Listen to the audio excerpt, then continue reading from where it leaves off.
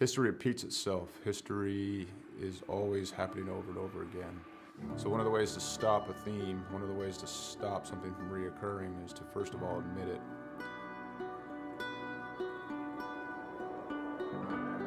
It didn't take long for us to quickly realize that there was power behind Mission 22, power behind its brand, power behind its message, and power behind its people that represented it. All right, my friends, day 19 of 22, the 22-day push-up challenge. Day 19 means 418 men and women have possibly committed suicide in the last 19 days. I went and looked up my ship, the USS Rushmore. More people who have killed themselves by now than ever served on our ship at one time in just 19 days. 19, 20, 21. One more. Y'all ready for the last one? Yeah, Mission 22 has become a decentralized nationwide effort to show love, to raise money, to be available for other warriors, to be able to be a point of contact, to let the warriors know, but also for warriors to let other warriors know that there is a community. You're not alone. This isn't happening in silence. You're not forgotten. You know, we brought 4 veterans from all different parts of the United States and brought them together to hike through the state of Oregon. May God bless you on your journey. Thank you for serving our country and for being willing to go on this walk. I'm praying you feel peace and strength with each mile. You know, on this hike, some folks found God, some folks remained sober, some folks lost a significant amount of weight to be able to participate. And not so much just a healing walk for us as warriors, but for us to contribute to other people's healing. You know, this hike, we raised $12,000 for endobiogeny. Some of the folks on this hike, you know, they're going to be volunteers for this treatment. And I couldn't be more pleased and more proud because it was difficult. We had a lot of struggles. Not everything on this hike went pretty, you know, but we put some skin in the game. At the end of the day, we were able to raise money and we'll be able to use that money so guys can get the treatment that they need. The War at Home Monument is an example of our social impact, of our awareness, of our permanent fixture to do the work that we can't always do, to always remind us of what we've lost and what we will lose if we don't reconcile it. What we've done is taken 20 different veterans with their families' permission and used them as a silhouette to cut out of a 3,000-pound plate of steel.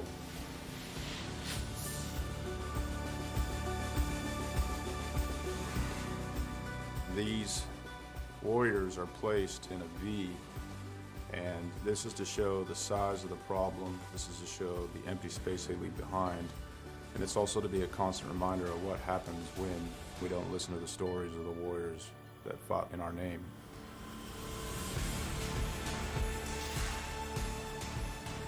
Because it's not okay. It's not okay that everyone didn't know about veteran suicide. It's not okay that these things were a secret or left unsaid, or that it was shameful.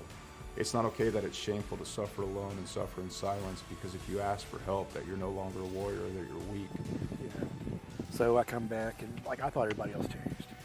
So I pushed my family away. And it took a long time to really realize it because I didn't want to look internally. You know, I got my Class A CDL and hit the road. I was on the road for about 8 years trucking. And this makes me think about how insignificant all of the major things going on are. I mean, what, 1 million years ago, that blew up. And, you know, over time became this. Whether it's hiking mountains or building monuments, it takes a community to heal a warrior. Warriors didn't get damaged and didn't become separated from the sunlight of the spirit on their own. It happened in the name of this nation. We can change the way we think about war, how we think about warriors, how we think about ourselves, and what we think we're going to do in the American community. We can do it now. We can do it here.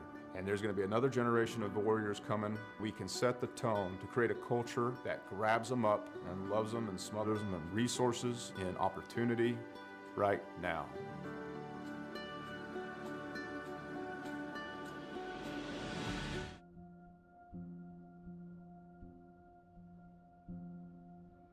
Soldiers, sailors, airmen and women enlist in the armed forces for many reasons, including a sense of duty, patriotism, the adventure, travel, and adrenaline.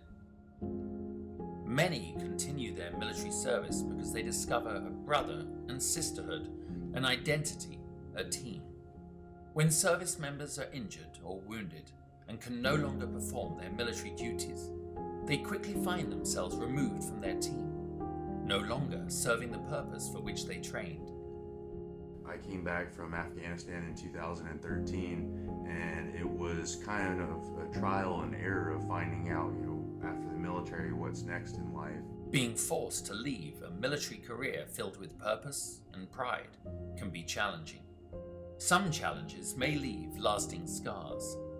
An illness, wound, or injury can make anyone question their worth and sense of belonging after military service. 35 years in the Army, and I needed something to transition into. And so from that transition came an idea, and the idea was this. Even though a military career may be coming to an end or already ended, recovery can occur in the most unexpected places with unforeseen opportunities. Recovery, whether physical or mental, has no defined beginning or ending. It may last a lifetime. For me, one of the biggest surprises that I found out going through it was that it's not like the flu where, you get sick and then you get better. You're never cured. And that's so frustrating. It's so hard to tell someone that. And it's so easy to slip back. And every single time you have to find a new way to fight it, it's a different monster every time you battle it.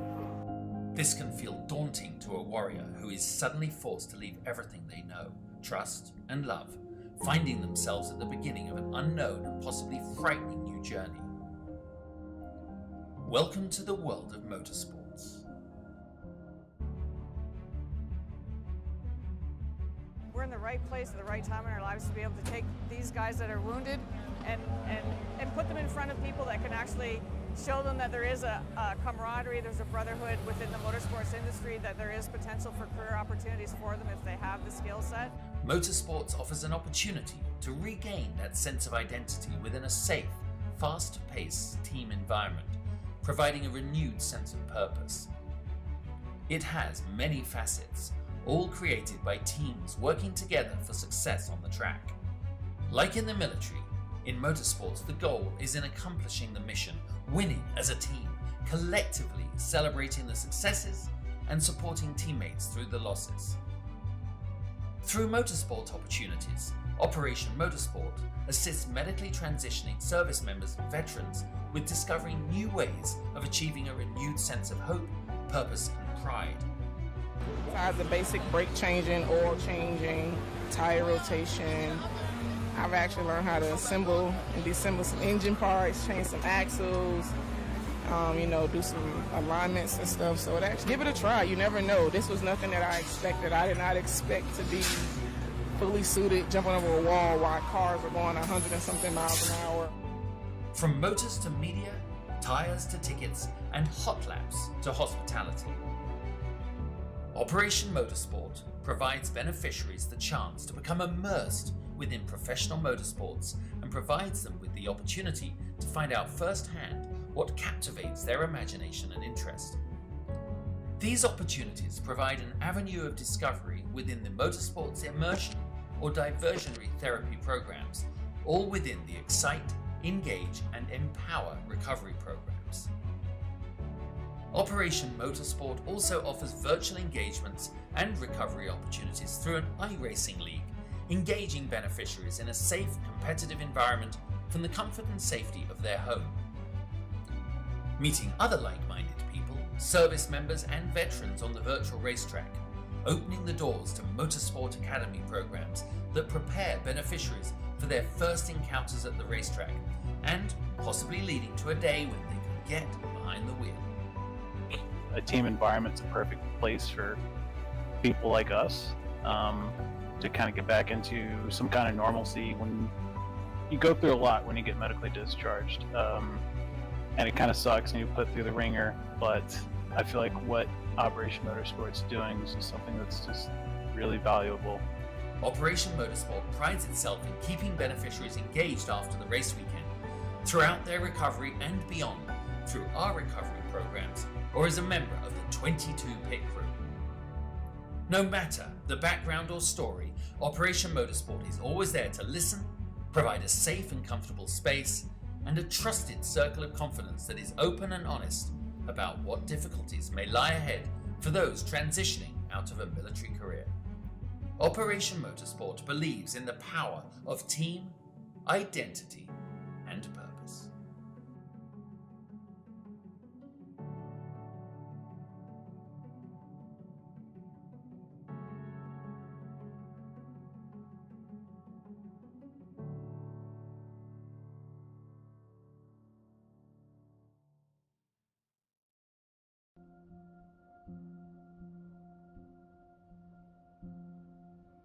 Soldiers, sailors, airmen, and women enlist in the armed forces. Welcome back to the stream. It is Friday night. We are here with Gears Unlimited Friday Night Lights, Week 11 at Williams Grove. We're visiting the great state of Pennsylvania tonight in Week 11. Points battles are, don't have a lot of battles. Chris Cox in the 358 Modifieds currently leads Donald Ingram, and they are separated by over 100 points. So it looks like Chris Cox has this division well in hand. We do have 2 drop weeks, so we'll see how that plays out in the end. Welcome aboard if you're coming back. Welcome back if you're new to the stream. Welcome. Please leave us feedback if we're doing something that you don't like. Please let us know if we're doing something that you do like. Please let us know that also. You can find us at Gears Unlimited Friday Night Lights on Facebook, GY6RN on YouTube. You can email me, Joe at GY6RN. However you get it to me, we do take all input from drivers. We're about 2 weeks away from our first ever Week 13 Dash for Cash for the feature winners throughout the season. Brought to you by the Dirt Track Bank. Great folks have supported us 100%. That's greatly appreciated. We're getting ready to call the cars off the track, so you will ride along with us tonight. Well, welcome aboard. We're getting ready to do battle. We will call the drivers off the track. All drivers, clear the track, please. All drivers, clear the track, please.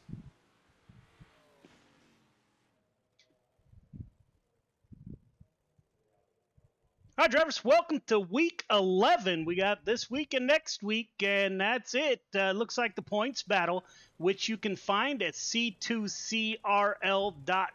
Our points are posted there. They're also on our Discord page. We'll go over the rules again real quick. No interview after the race. If you finish on a podium, you will receive an EOL the following week or whenever you come back. Again, no photo for the podium finishers, EOL. If you bring out 2 cautions in any race, could be a heat race, could be the feature, does not matter. 2 cautions, you are done for the night in that division. Intentional contact will not be tolerated at any time. That will get you a 1-week vacation minimum. The protest process, we have done away with the protest process. Our good folks at Top Tier Race Control are handling all that for us. So we have separated the broadcast side of it, the league side of it, and we have independent race control. So we do not have a protest process, my apologies. Numbers, make sure your number matches that number that you are assigned. If you do not match your number, first week's a warning, second week is an EOL, third week you will be asked not to come back until your number matches. Call-outs on Discord. Our Discord is not the place to air your grievances with other drivers. If you're going to do that, please take it elsewhere. I hope you don't do it at all, but if you do, please take it elsewhere. If you do happen to call out another driver on our Discord, you will receive a vacation. Excessive blinking, first time is a warning, second time back of the field, third time you will be asked to leave for the evening. This afternoon we posted on our Facebook page or on our Discord page, and I really need driver input here. So next season, to keep our professional admin crew, we are contemplating a $15 driver fee for next season to help cover the Dash for Cash, to help cover our admins. If we do not get that support most likely we'll go back to live admin by me and no dash for cash. So that is out on our Discord. Please, please, please go out there, take a look, and contribute to that conversation. We do have one EOL for the week. Brennan Weeks, you did not show up for your podium picture or interview a couple weeks ago. So, sir, please do not qualify. Everyone else is good to go. Welcome to Week 11, Gears Unlimited Friday Night Lights, brought to you by Magnum Race Designs. Ready to get after it, but first we will take any questions, comments, or concerns.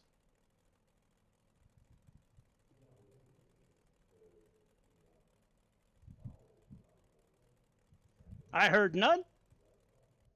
We will advance to qualifying. Good luck. Hi, Joe. Hi, Dean. Welcome to the show. Raining on the East Coast, my friend, so glad you could join us.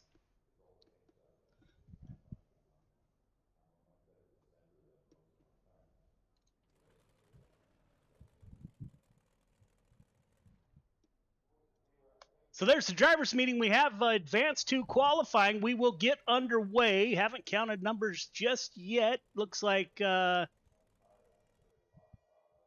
22 cars in the field tonight. So everyone will go to the feature. We had the last 2 weeks a number of cars headed home after the heat races or after the consolation races. So doesn't look like that'll be the case tonight. We got cars getting ready to come out on the track. We will follow along as closely as we can. Quickest in the practice session was the 31 car, the dirt track bank driver out of Corning, Iowa, Brandon Templeton, out on track. We'll see how Brandon does here coming to his first timed lap.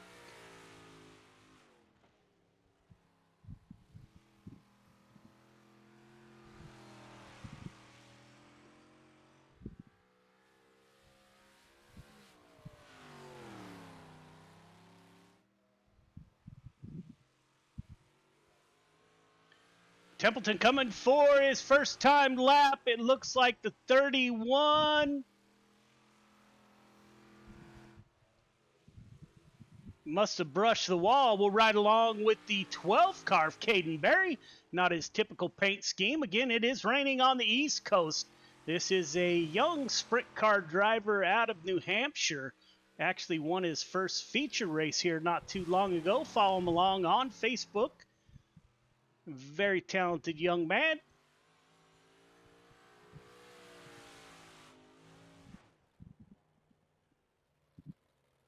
Cale Smith at the top of the board with a 29.70. Clay Christopherson in P2.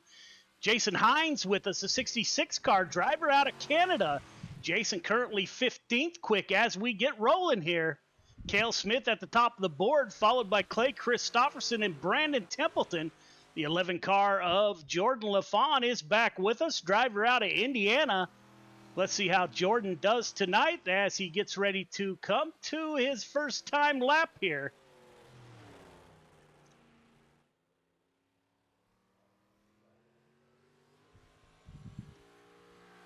At the line,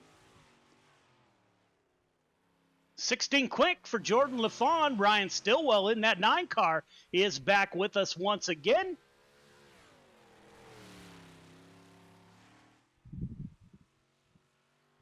Coming to the line, currently 8th quick. Can he improve? It's 8th quick for the 90 machine.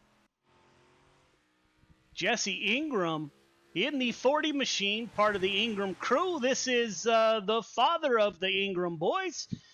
Back with us again tonight. Currently 18th quick in that 40 machine. Getting a couple extra laps in. Gavin Chatham, a huge sponsor of Gears Unlimited Friday Night Lights. Currently 10th quick for the 24 machine. Looks like we wrapped up. Cale Smith will end up with your pole. Heat 1 to the grid. Heat 1 to the grid, please. Cale Smith, Caden Berry on the front row. Donald Ingram, Gavin Chatham in row number 2. Jake Henry, Chris Cox in 3. James Ingram and Randall Dixon in row number 4. All right, drivers, welcome to heat number 1. You guys know the drill. Leader, I'm going to ask you to be 1.5 car length behind the pace truck. Everyone else, once we get the one to go, going to ask you to tighten it up. Half car length between yourself, the car in front of you. Start is on green. Do not jump the start. Do not pass before the start finish line. Got 8 laps to get it done. Looks like everybody heading to the feature tonight. Race hard, race clean. Welcome to week 11. Put on a great show. Good luck. Cale Smith on that front row with Caden Berry. It looks like Berry was with us over the spring season a little bit before he went real sprint car racing. He was a tough character to beat, so he will be on that front row. Watch that 0-1-0 of Donald Ingram in row number 2. Been super quick, as has Gavin Chatham in the 24 machine. So this heat stacked. Your points leader rolls off on the outside of row number 3. That is Chris Cox in the 515 out of Des Moines, Iowa. James Ingram, Randall Dixon in the back of the field.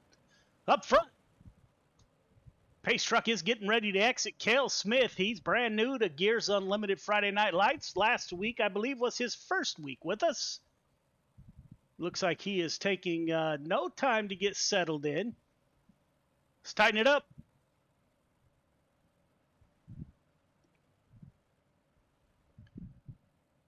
Outside, tighten it up. Pace truck is off, leaving the field 2. Green flag, green flag. We went before green. The yellow flag is out. I know. Looks like Cale Smith got a little jump on the field there. We'll see how race control handles this. I am assuming he will be receiving an EOL that will put, who do we got behind him? Donald Ingram in the 0-1-0 car. That is bad news for the field right there. Looks like race control decided to throw the caution, and we'll get another shot at the restart in heat number 1.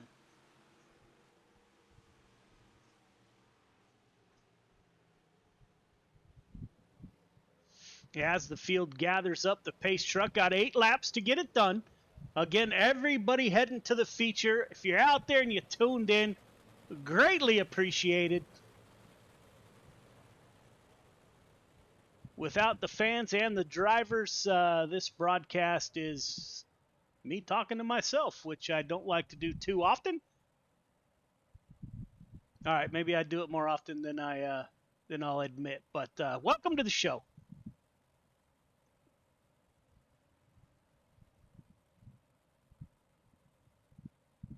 Not sure what's going on the front row there. Caden Berry laying back with Gavin Chatham. Kind of looks like a Lucas Oil Limited or late model restart there with the leader out front by himself. Outside row, catch up. Let's get in line.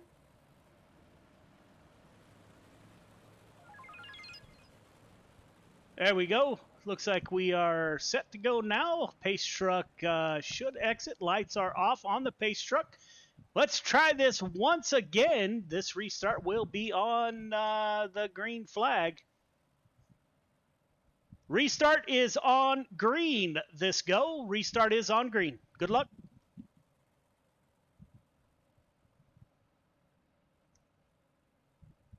Cale Smith in the 115. Not super used to Gears Unlimited Friday Night Lights rules, where our first start is always on the green flag.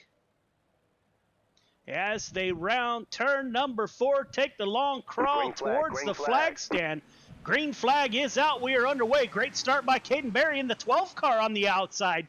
Caden Berry side by side with Cale Smith.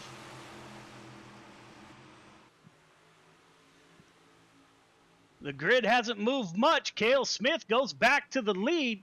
We will go on board with the 0-1-0.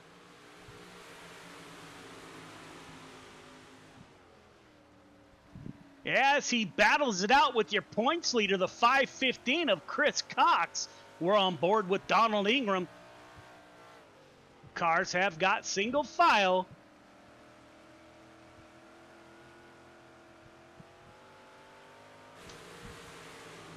Cale Smith at the front of the field. Caden Berry trying to get underneath the 115 car there. Gavin Chatham currently in the third position. Chris Cox in the fourth and final transfer position, although everybody will transfer. Working lap 4 of 8.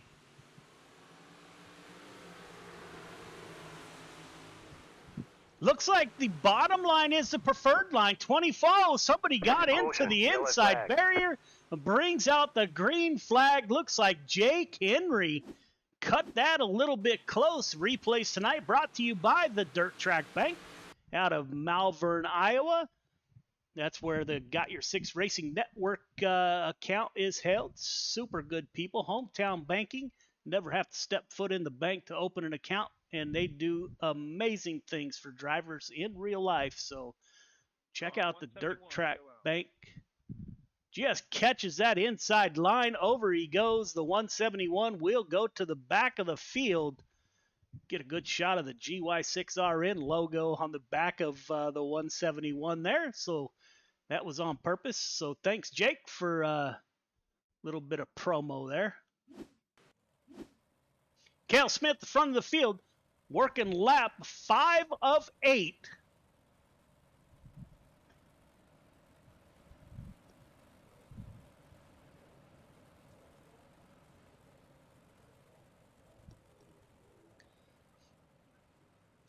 This restart will be on the leader. Leader restart is on you at the exit of turn 4, sir.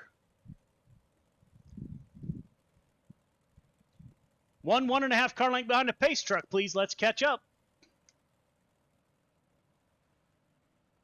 Everyone else, half car length between yourself, the car in front of you. Cale Smith still at the front of the field in the 115 machine.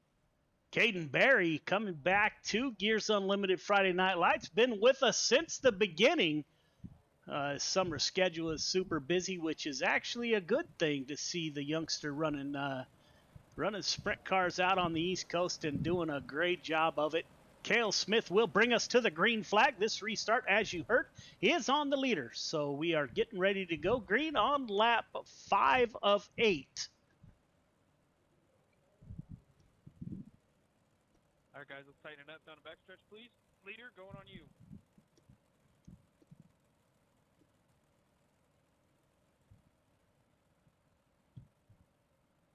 I do, Dean. I think it went a lap extra because 171 is still on pit road. It was on iRacing's end, but I do have a one to go hot seat. Gotcha. I just didn't want to mic up Clayton, that's all. Leader is off. Good start by Cale Smith in front of Caden Berry in the 12 car.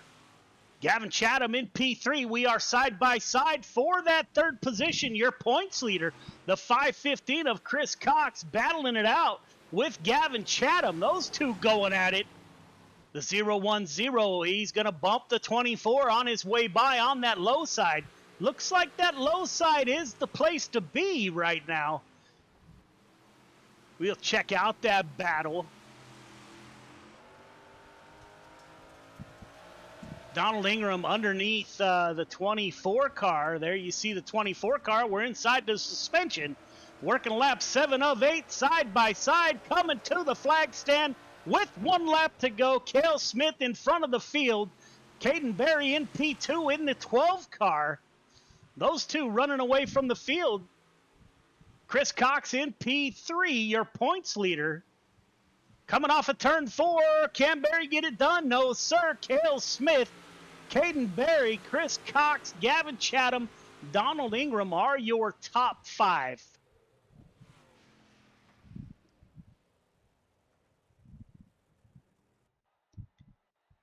Heat 2 to the grid. Heat 2 to the grid, please.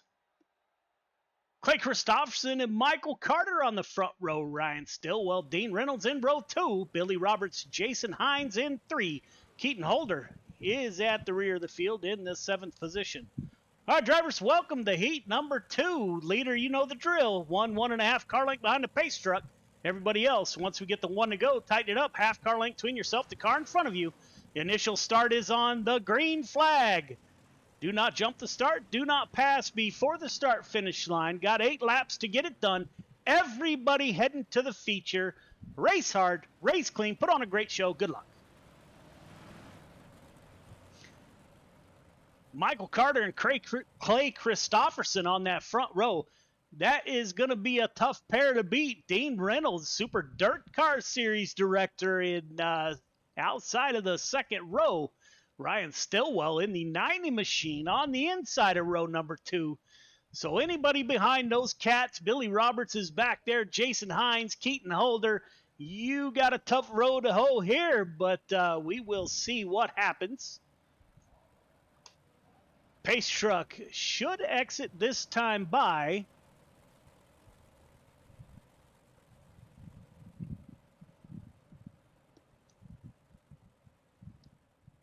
lights are off. 15 car is on a winning streak here. It's like the only car in recent history that's had anything for the 15 is the 11 of Jordan LaFawn. Getting ready to go green. 8 laps to get it done.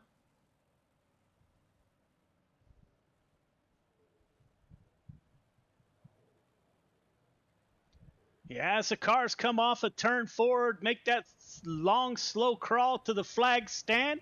Green, green, green. Green flag is out. We are underway. Great start by Christopherson. He's got the preferred line down low. He's got the 15 car to his outside. Michael Carter's on a roll in Team CTM. We got 3 cars side by side. Dean Reynolds gets a little bit sideways there. Brings out our first caution. We will take a look at what happened to Dino there. Looks like Dean was running in P4 in that bright gold 79 car. 66 EOL. Followed by Jason Hines and Billy Roberts. 66 Jason Hines just gets a good run. Looks like Dean might have checked up for the 90 car. And 66 car gets into the back of the 79. That will send the 66 and the 79 to the back of the field.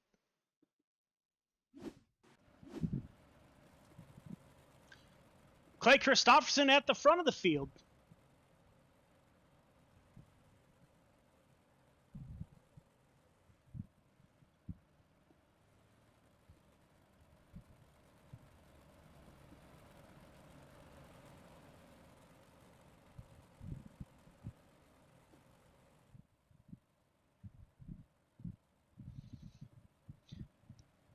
Christopherson, Carter, Stillwell, Roberts are your top 4. Big shout out to the 99 car of Billy Roberts.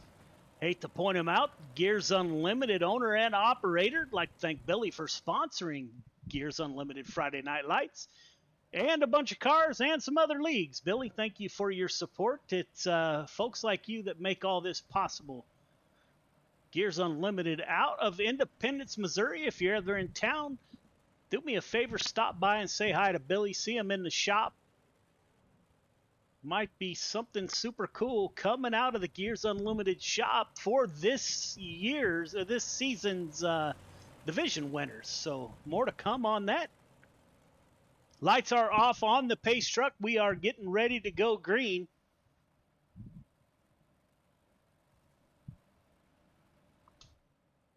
Clay Christopherson on the inside. Michael Carter on the outside. Dean Reynolds dropped to the back of the field. Here he comes into 79. Got a great run there. Didn't time the green flag exactly right there, Mr. Reynolds. That was almost a Days of Thunder moment there. Christopherson and Carter side by side. They're going to battle it out into turn number 3. Christopherson with that preferred line. Carter goes down low, gets into the 90 car. but it's able to take the lead over Christofferson. See what it looks like behind the 015 as they battle here. Looks like once the 015 gets out front, he is on the way. Clay Christofferson not letting him get far. Billy Roberts in P3, Dean Reynolds in the 79 car in P4. Ryan Stillwell, the unlucky recipient of that dive down low by the 015, is in P5. Clay Christofferson not giving up, looking underneath the 015. Good run off of turn 4 for Michael Carter. Gets a good run. Christofferson throws it into turn 1, comes out of turn 2. Can't close the gap. It looks like we are nose to tail here at Williams Grove. Will Clay Christofferson have some magic here? Working lap 6 of 8.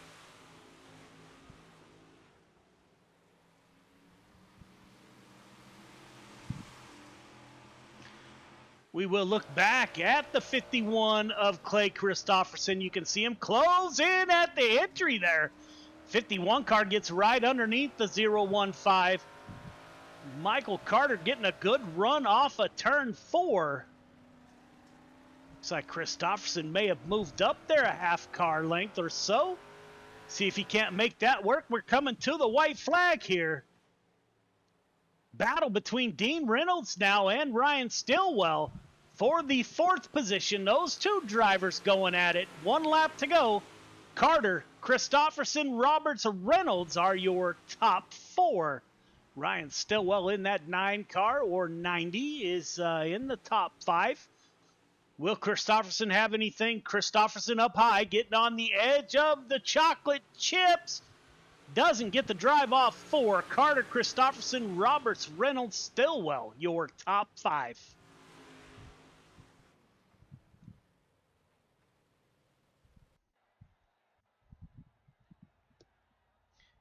Heat 3 to the grid. Heat 3 to the grid, please. Brandon Templeton, Jesse Ingram on the front row. Jordan LaFawn, Anthony Morano in row 2. Michael Vitale, Randy Shreves in 3. Brendan Weeks rounds out your field of 7 drivers. All right, leader, you know the drill. 1.5 car length behind the pace truck. Everybody else, once we get the 1 to go, tighten it up. Half car length between yourself, the car in front of you. The restart is on green. Do not jump the start. Do not pass before the start finish line. Got 8 laps to get it done. Everybody heading to the feature. Race hard, race clean, put on a great show. Good luck. The 7 car and the 31 car on that front row. Watch the 11 in row number 2. And as always, we got to go on board with the 32 machine of Anthony Morano and say hi to Sherry, who's on the hood scoop there. Got the his wife rides on board. Again, if you are a spouse or a significant other out there, greatly appreciate you tuning in and supporting your driver. Without you guys, none of this is possible. So thank you very much, Sherry.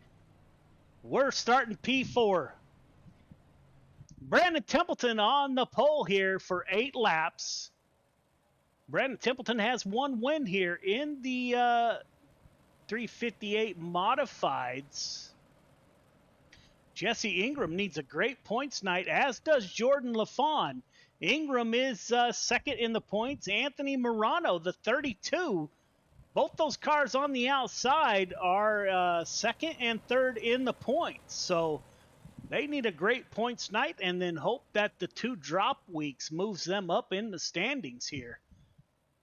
We will be going green next time by. 31 of Templeton, 7 of Jesse Ingram, LaFawn, Morano, Vitale, Shreves, and Brennan Weeks did not make the grid, apparently.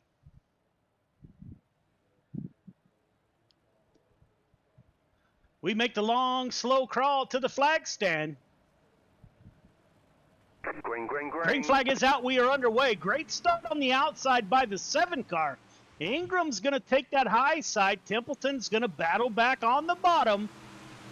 They come off of turn number 2 side by side. We are 2 by 2. Templeton with the preferred line till this track wears out once we get slick. Jesse Ingram to the point. He gets it done on that outside. Vitali goes around. And looks like Jordan LaFawn was involved. We will take a look at what happened here. Vitali in the 213 right below us. The 11 car, LaFawn checks up. Vitali doesn't have time. Vitali into that outside wall, so EOL I hear on race control for the 213. Michael Vitali in the 213 is an Air Force veteran. Michael, thank you from the bottom of my heart for your service to our nation.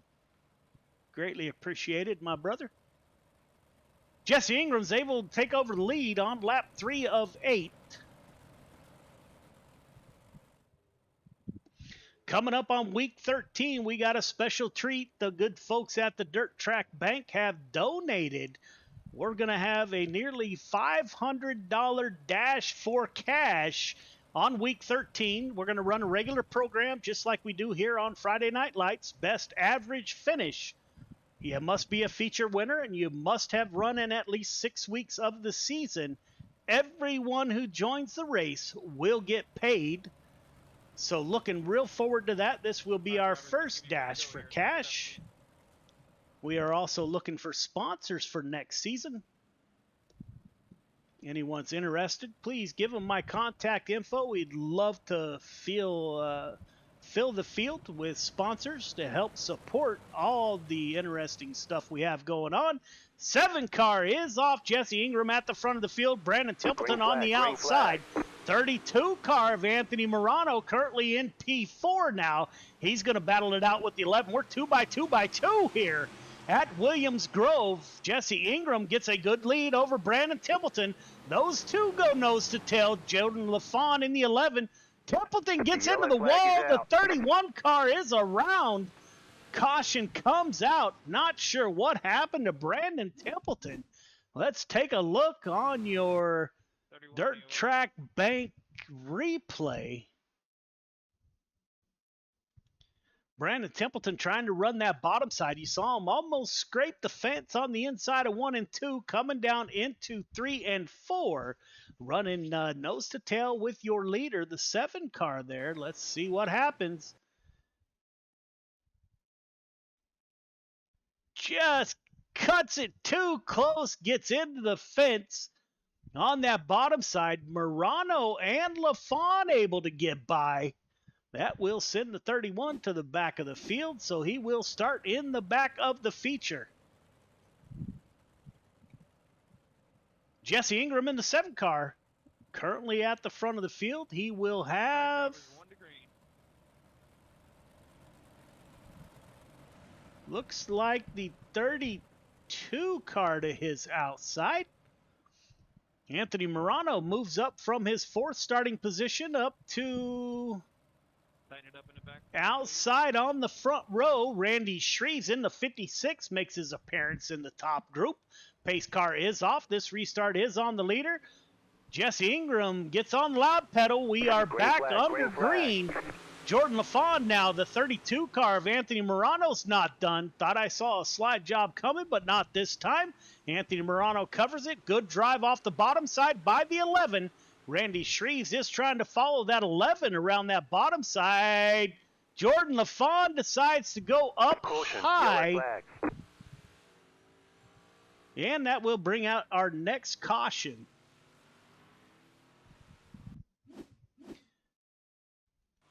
He's coming, LaFawn. He's coming. Looks like LaFawn checked up. Looked like maybe a little bit of net code, but nonetheless. Maybe he gets into that. Yeah, he gets into the left rear there. Hold your brake, Jordan, when he gets you.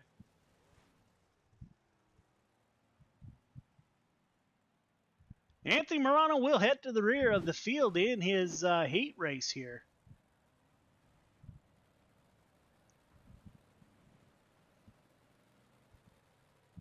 Looks like they're trying to get the 11 car turned over.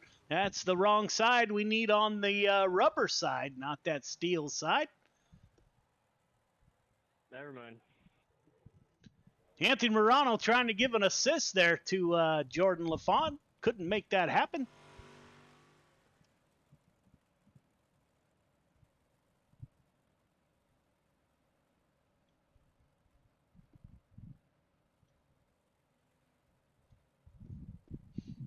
I see the Gale out there back with us. We haven't seen Gale in quite a while. The Caden Barry fan club is alive and well. It's been a while. Thank you, folks, for tuning in.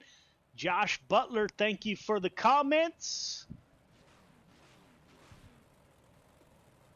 Preston, if you're out there, it is a league race. We are open to all.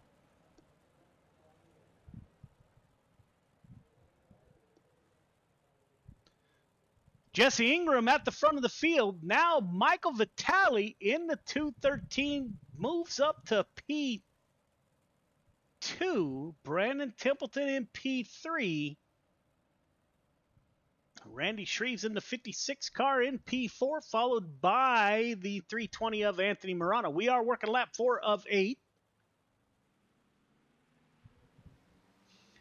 Jesse Ingram gets a great start in front of the 213, gets loose off of the turn 4 there on the restart. Vitale running right up in that, trying to find grip on the medium, not crazy high side. Brandon Templeton dives the 31 car. He's going to go at it again. Jesse Ingram breaking away from the field, currently has almost a second gap between himself and Michael Vitale. Brandon Templeton on the 31 car working that bottom side. Brandon's going to try to get underneath the 213. Randy Shreve and Anthony Morano doing battle. Typically, Randy Shreves would be in that transfer position, but tonight everyone transfers. Looks like Michael Vitale is closing in on the 7 car a little bit. That lead back down to about a half second. Vitale pulling away from Brandon Templeton. We'll go on board with Michael. 1 lap to go as he closes in on the 7 car, running that high side. Ingram staying down low. Looks like that high side might be the place to be here come feature time. Closes it down to 0.2 seconds. Can't get it done. Ingram, Vitale, Templeton, Shreves, Morano are your top 5. 3 minutes of warm-up. So we have 3 minutes of warm-ups, ladies and gentlemen, and we will be right back.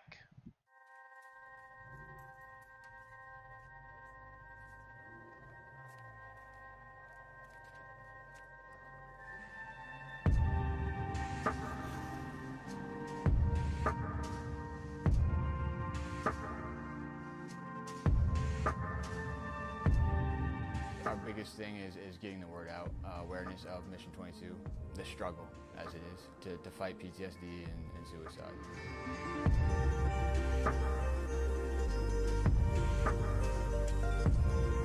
My name is Corey Decker. I'm the state representative for Mission 22. This year's been great. We got a bunch of great guys that have gotten together and decided to create this rally. The word's getting out, and it's turning into quite an event where we can actually help a lot of veterans.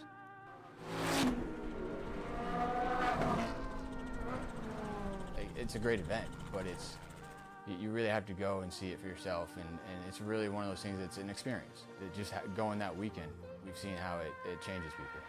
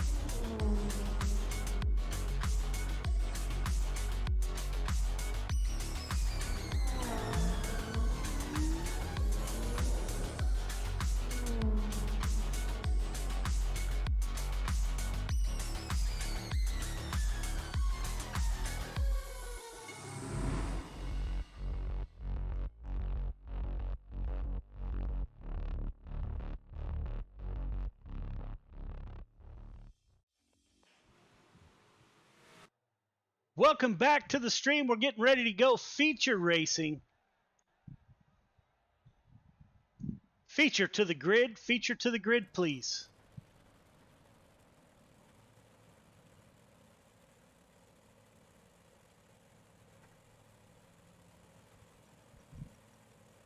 We will go through this rapidly. Cale Smith, Carter on the front row. Ingram, Berry in row 2. Christopherson, Vitale in 3. Cox, Roberts in row number 4. Templeton, Chatham in 5. Stillwell, Shreves in 6. Ingram, Reynolds in 7. Morano, Ingram in 8. Haynes, LaFawn in 9. Dixon, Holder in 10. Weeks and Henry round out your field of 22 drivers. All right, drivers, welcome to the feature. Got 25 laps to get it done. Leader, 1.5 car length behind the pace truck, so please tighten it up to the pace truck. Everybody else, half car length between yourself, the car in front of you. Once we get the 1 to go, again, you got 25 laps to get it done. The initial start is on green. Do not jump the start. Do not pass before the start-finish line. Been a heck of a show so far, gentlemen. Race hard, race clean. Good luck. So we didn't quite fill the field this week. Last week we ended up sending 5 drivers home. This week no one heads home. We are into the feature race with Cale Smith starting on that front row with Michael Carter to his outside. Carter has not finished off the podium yet this year. We will see how this plays out.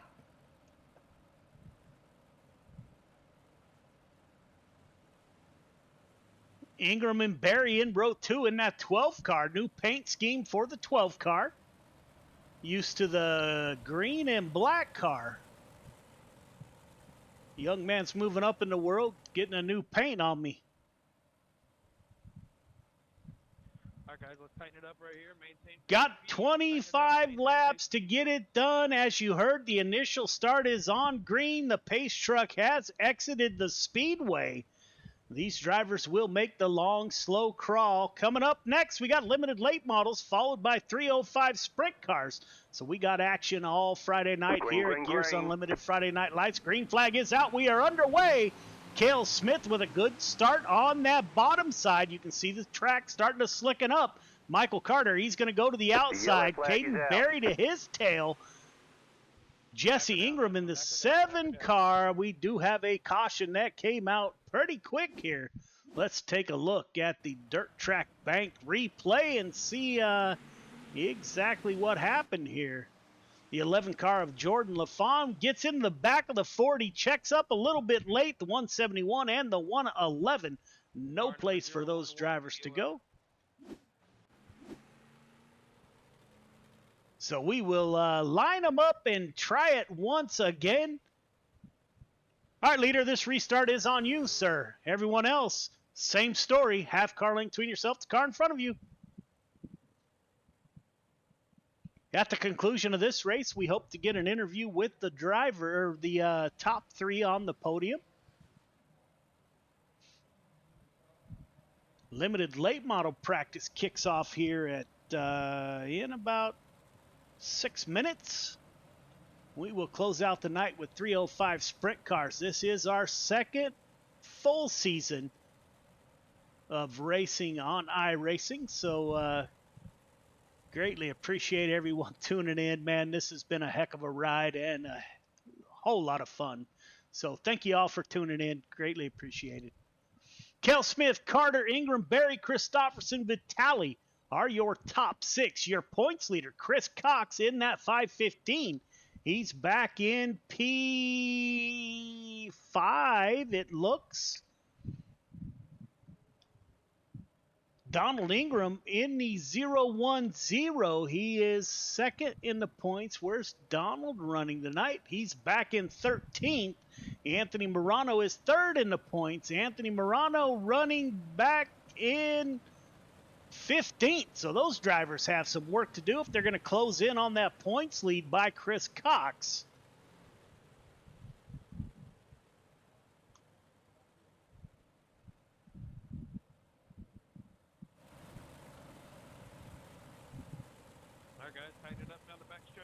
Here we go. Pace truck is going to exit. We are on lap 4 of 25.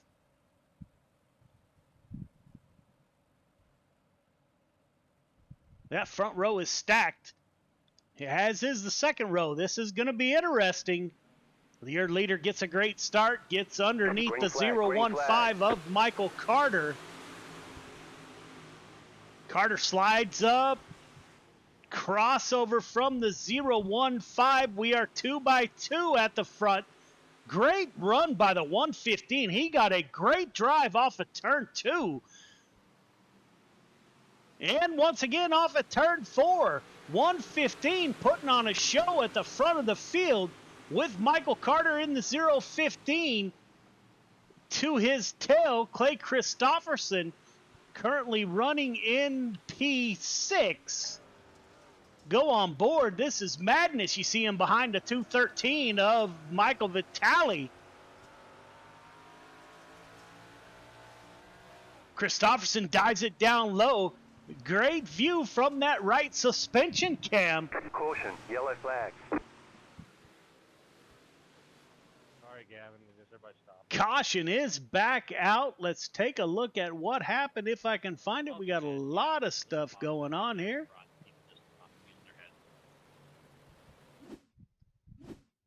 I'm hoping this is the replay we're looking for.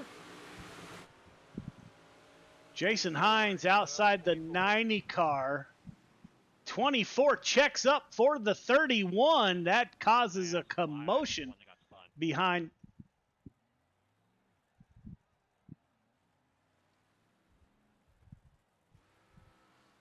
Cale Smith still at the front of the field. That is on me. I will clear that. My apologies. 99 EOL. Sorry about that, guys. Cale Smith, Michael Carter, Caden Berry, Ingram, and Vitale are your top 5.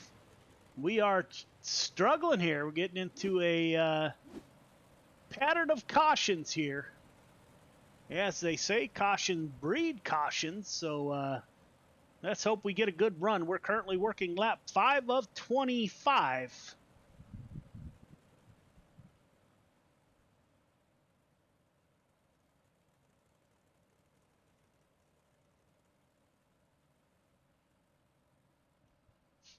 Anyone out there is looking for a league to race in, we do run 358 mods, limited late models, and 305 sprint cars, all fixed setups.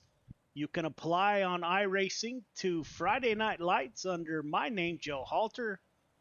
We will get you in the league.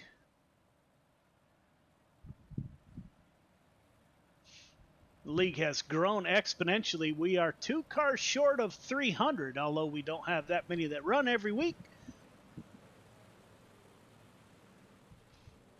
Again, all the support is super greatly appreciated here. Got Your 6 Racing Network. We do this to reach out to those veterans out there who may be hurting. We do play promo videos from companies out there doing great things for veterans. If you know a veteran out there, you haven't heard from him in a while, please reach out, man. You never know what that conversation could do. 22 veterans a day take their own lives, which is about 22 too many. I hear that number's down to 17, but again, if you know a veteran out there, please reach out and show them some love. Cale Smith on the restart takes the lead over Michael Carter. We got a wad of cars behind him. The 7 of Jesse Ingram, he's going to take P3. Caden Berry up to P4. Clay Christopherson. So your top 4, top 6 actually. Somebody hard into that outside wall. Looks like Jason Hines involved.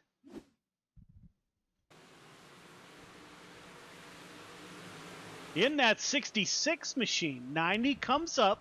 I want to get ran into under yellow. 24 gets loose. Sorry, he was telling me to pass you, and I went to pass you, and then you checked up. Okay. Causes all kinds of commotion. So, we are still working lap 5 of 25. Come on, 515. Tell them to stay back there.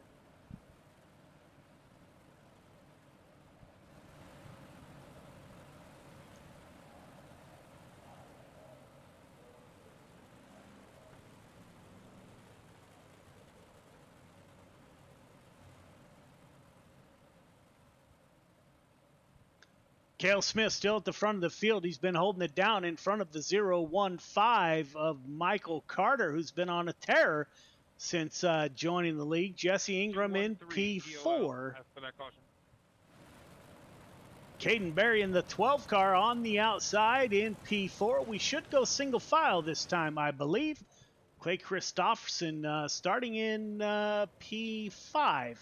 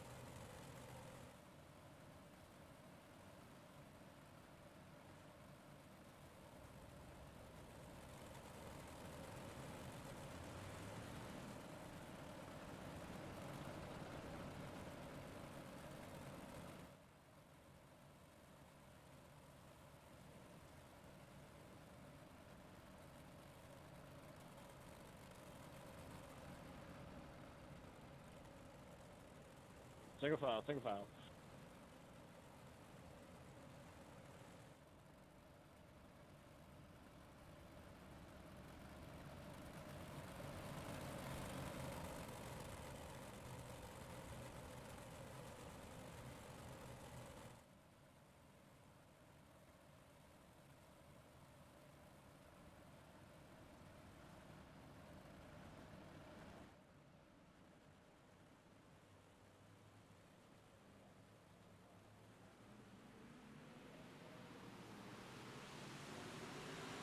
Green flag, green flag.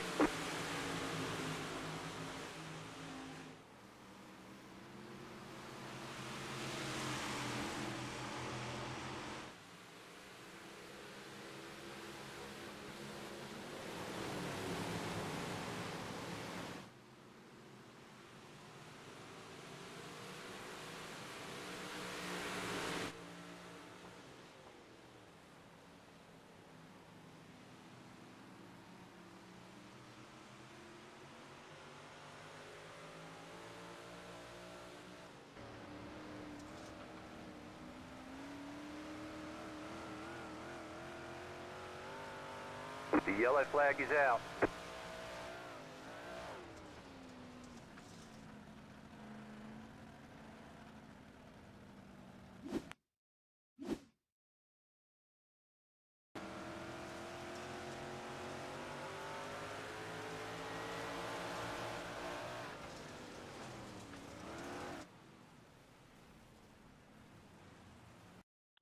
Car 2-4, EOL.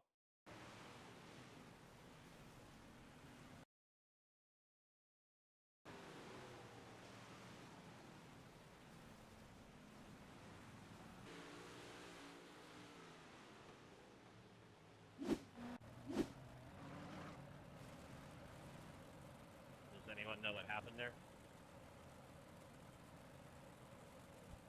We'll discuss racing incidents after the race. I'll explain it to you. Looks like the 24 got loose, collecting quite a few cars there. Barry up to P4.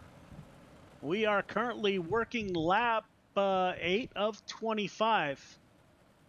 All right, drivers, let's settle in and get some green flag laps in.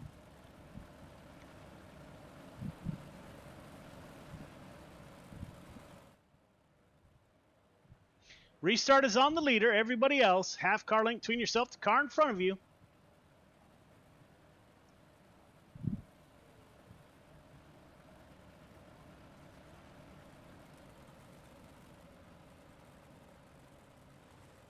You can see the track starting to get super slick. Lights are off on the pace truck.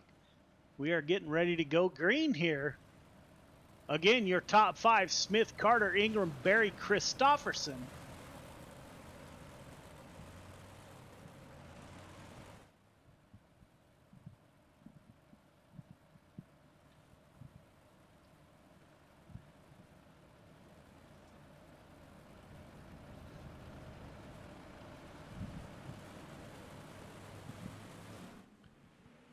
Green flag is out, as is Cale Smith. He's off to a great start in front of the 015 of Carter.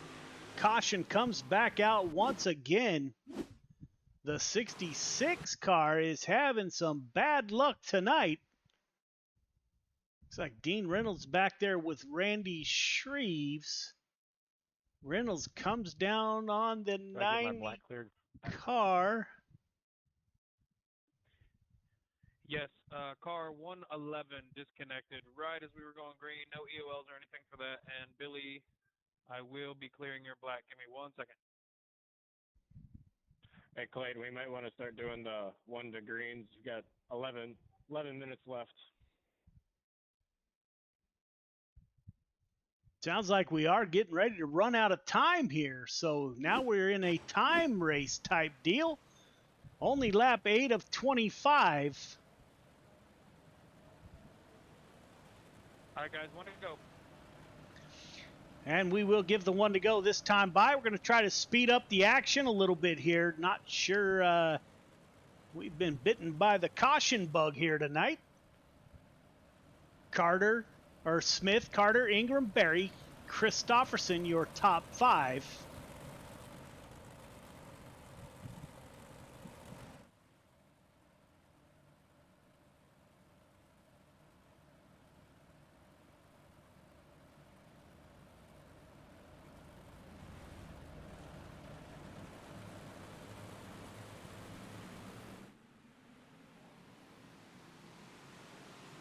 Green flag, green flag.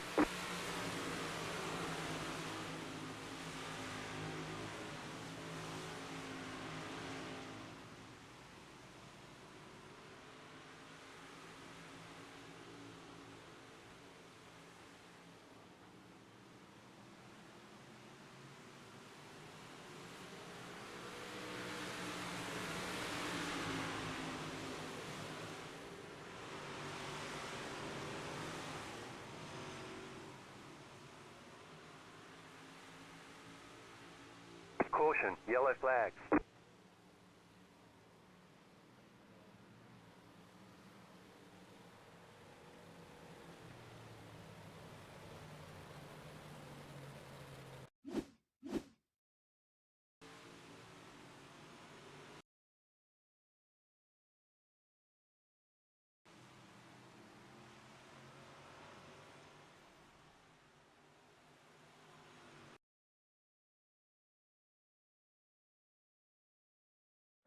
That was really a racing incident of Jordan LaFawn and Chris Cox kind of bouncing off each other after Jordan was checking up. Nope, EOL for that one.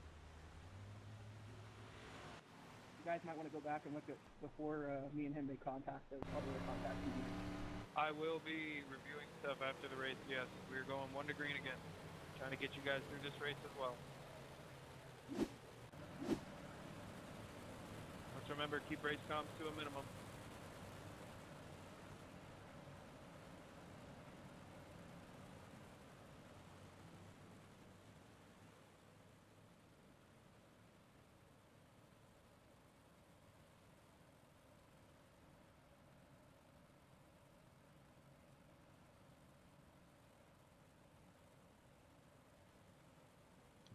We got 1 to go here. We got about 9 minutes left till we head to the limited late model race. Cale Smith still at the front of the field, in front of Carter, Ingram, Barry, Stillwell. Green flag, green flag. Green flag is out. We are back underway. Track is starting to get slick. Caden Barry now, he's going to try that bottom side. Slides up, no room with the 7 car to his outside. Jesse Ingram able to hold off the 12 car. 12 car tries it again. Caden Barry not giving up on that bottom side.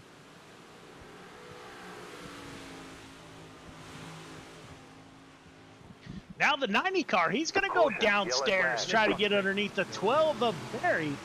Caution is back out.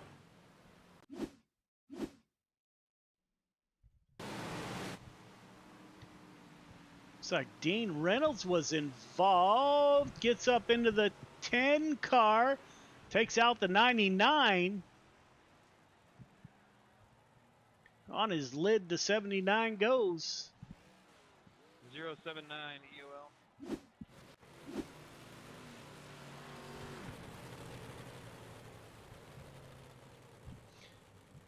So now not only are these drivers battling the track and their competitors, we're getting into a time situation here. We got 7 minutes until we head to the limited late models.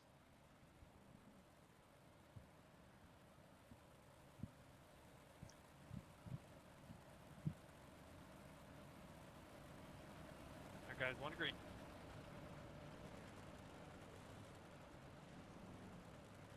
You can see the track starting to wear out here, get a little bit slicker. You're going to see some different drivers with different driving styles now be able to move towards the front. See if that affects anybody at the front of the field. Cale Smith, Carter Ingram, Barry Stillwell, your top 5. James Ingram in the 40 car. He's up 10 positions from the start. Jake Henry is up 13. So those drivers making a go of it. Cautions are benefiting those drivers. Cale Smith on the loud pedal with Carter. Carter timed that about perfect slide job coming crossover from Cale Smith. Cale Smith with a good drive off of turn 2. Carter gave it a go on that bottom side. Looked like he lost a little bit of momentum there. Now most cars running right above the slick there. Caden Berry, Stillwell, Ingram, Morano in the 320. He's still on that bottom side underneath the 010. The 40 car of James Ingram doing a great job tonight, having a great race. Currently P6. Can he get up and battle for his first top 5 in Gears Unlimited Friday Night Lights? He gets a little bit loose. The 10 car checks up behind him. Vitali, the yellow flag is out. We got a mess behind them. Caution does come back out once again.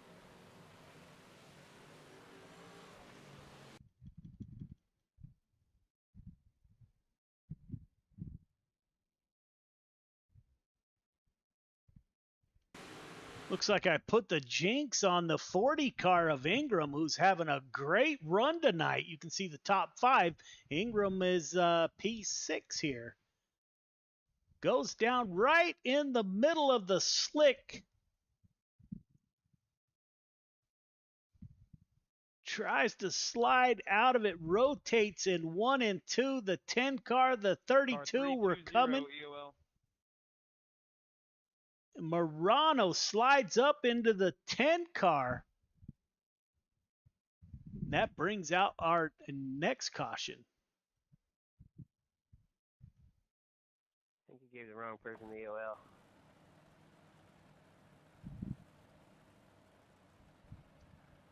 Again, for the last time, let's keep race comms to a minute. Cale Smith at the front of the field. No, I'm saying you gave We me got the about EOL, 3 minutes remaining. and you called it on the 320. Pace truck will exit this time by. We are not going to make a full race. So these drivers need to battle it out as they only have less than 4 minutes remaining in this session.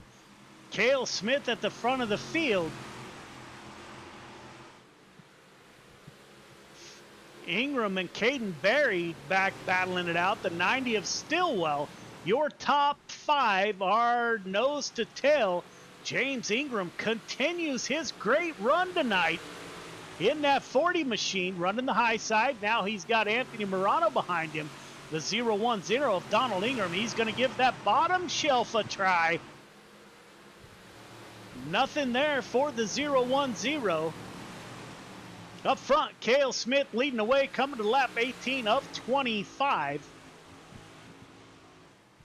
Caden Berry now closing in on the back of the 7 car.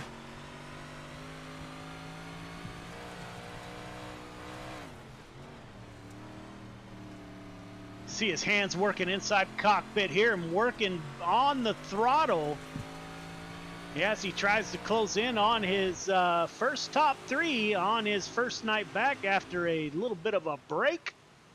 James Ingram battling it out with the 32 of Murano. We will go on board with Anthony Murano.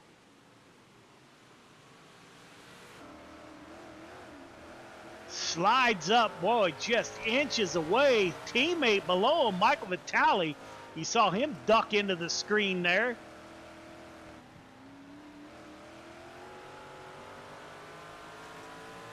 .32 car, 320, tries to go down low. Attack on the 40 car. The Murano boys make contact. We are able to keep going here. James Ingram falls back quite a few positions up front. Carter and Cale Smith going at it. We're going to watch this one to the end. Working lap 22 of 25.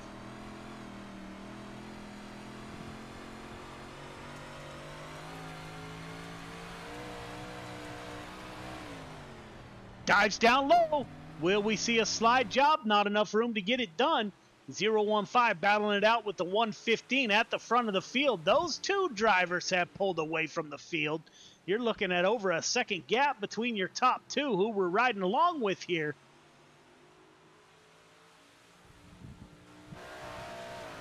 We'll look back from your leader, Cale Smith, at the 015 of Michael Carter. Carter giving it all he's got. He's all over the rear end of the 115 car. Working lap 24 of 25. We are closing in. We may make it. We got less than 30 seconds left. If we take the white flag. 1 to go. Caden Berry trying to put pressure on the 7 car of Jesse Ingram. Berry with a slide job. Not quite enough room. Doesn't get it done. Ingram holds on to P3. Contact made between Berry and the 90 car. Cale Smith battling it out. Smith, Carter, Ingram, Berry, Stillwell, your top 5. Top 3 start finish line, please. We will not do interviews. Limited late model race is up right now. Top 3 start finish line.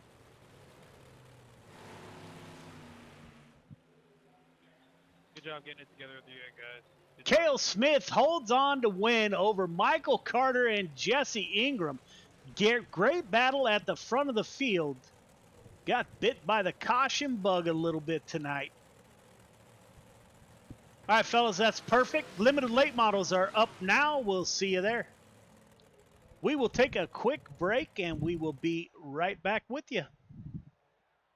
1, 2, 3. I love it, Molly. They say it's a matter of time. 1,000 days and the sun won't shine before I come back to you. For your love I will go far. I wanna be wherever you are. I know I'm coming back for you. Brother, it's good to see you. Our love is a river long, the best ride in a million wrongs. I know I'm coming back to you. And I'm happy, nothing's going to stop me.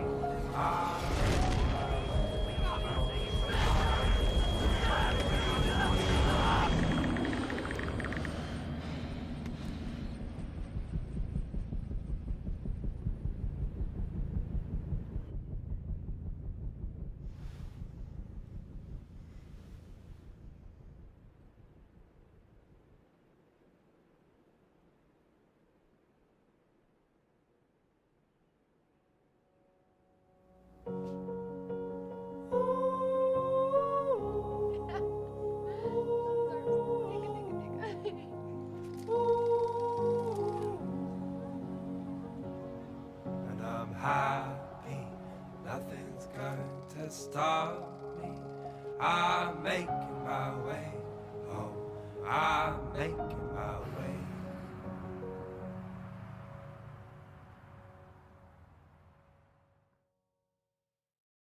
When people hear a Till Valhalla project, the first thing they might think of is our shirts. But what most people don't know is that our plaques came first and the t-shirts came second. What some people might not know is that the same shirts that we make day in and day out allowed us to do unbelievable things for unbelievable people. Whether it's donating our proceeds to reduce veteran suicide or gifting handcrafted memorial plaques to the families of fallen heroes, these t-shirts simply stand for honor and freedom, two words that wouldn't exist without our heroes. This makes Till Valhalla Project a place where fallen heroes truly live on forever.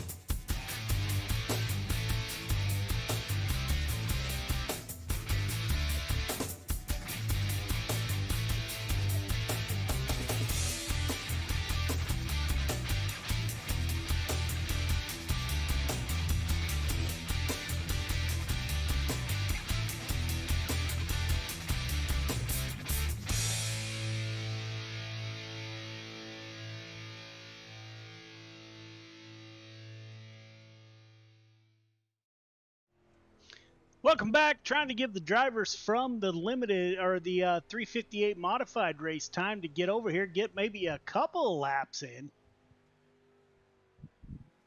Jonathan Byram at the top of the board here. Looks like we are going to have a packed house. We will have some cars that head home tonight. Looks like 27 in the field, only 24 will make the feature. So of all nights to be late, tonight is the night, and we got a packed house for the limited late models, brought to you by Chatham Motorsports. Welcome back to Gears Unlimited Friday Night Lights. We are in week 11. We'll take a quick look at the points in your limited late models. Chris Cox currently leads over Donald Ingram, followed by Randy Shreves. Jesse Ingram, Jeff Kemper are your top five. Shreves and Ingram still within striking distance of the 515 of Chris Cox. So we will see how that plays out.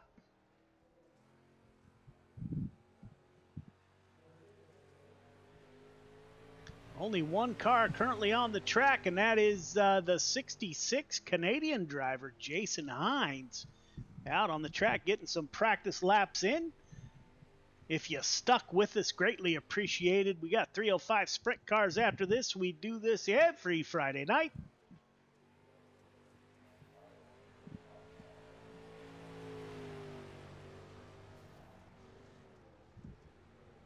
Jeffrey Kemper, driver out of Oregon, coming to us from the Coast to Coast Racing League. We are not a official part of Coast to Coast Racing League, but they do support us 100%. Can't thank those folks enough for their support. It's a league that my race team races in. So if you're in looking for a new league, check out Coast to Coast Racing League at c2crl.com. Racing without all the other drama, without the drama that you get in other racing leagues. We found them welcoming from day one.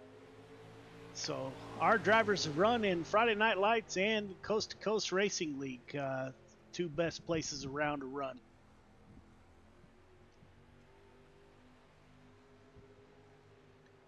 We are getting ready to go to a driver's meeting, so once again, you will ride with us. All drivers clear the track. All drivers clear the track, please. All right, drivers, welcome to Week 11, Limited Late Models, brought to you by Chatham Motorsports. We'll go over the rules once again real quick. No interview EOL if you are a podium driver. No photo EOL. If you bring out 2 cautions, you will be DQ'd. It doesn't matter if it's a heat race or a feature race. Intentional contact will not be tolerated at any time. If your number does not match that number assigned to you in the league or iRacing, you will first receive a warning, second EOL, third time you will be asked to leave until your number matches. No call-outs on the radio or on Discord. That is not the place for it. If you call out another driver on our Discord, you will receive a 1-week vacation minimum. Excessive blinking, you will be warned. Second time, end of the field. Third time, you will be asked to park it for the night. As I mentioned in the last race, put out a post on our Discord page. I ask everyone to go out there. We are contemplating on a $15 fee for next season to help us cover the Dash for Cash and the admin support. So that conversation is to be had on Discord. I posted that this afternoon. So greatly appreciate any driver input. Please go out there and let's start that conversation on how we're going to handle this. We got a full field. It looks like 3 cars will head home tonight, which is not typical for the limited late models. It is week 11. Welcome to Gears Unlimited Friday Night Lights. We will be advancing to qualifying. Any questions, comments, or concerns, now would be the time. Did we do interviews for the 358s, or was that none? Yeah, we did not. That ran so late, man, that we just we skipped interviews. Okay, I was like, what's going on? Yeah, my apologies. Okay. No other questions? I hear it. Say that again. It's all good. I probably just didn't hear it. Yeah, 10-4. Okay, no other questions. We are going to advance to qualifying. Wish you great luck in week 11.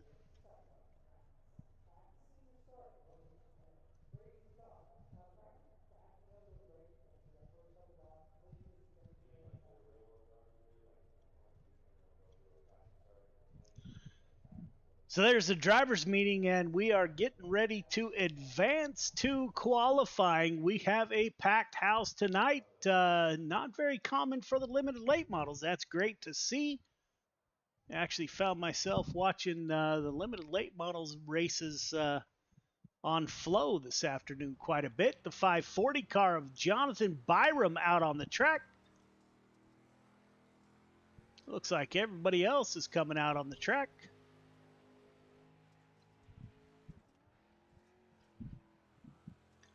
Coming to the flag stand for his first timed lap. The field is full of qualifiers.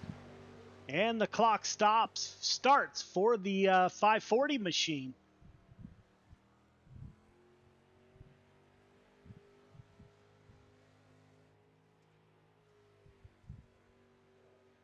Coming off of turn 4, we'll see what time Jonathan puts in.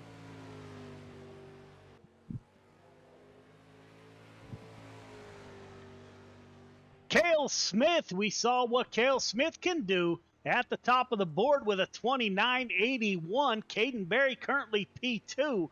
We're on board with Randall Dixon in the 111 machine, currently 14th quick. Anthony Morano in the 320 machine, brand new paint scheme for that car, currently 22nd quick.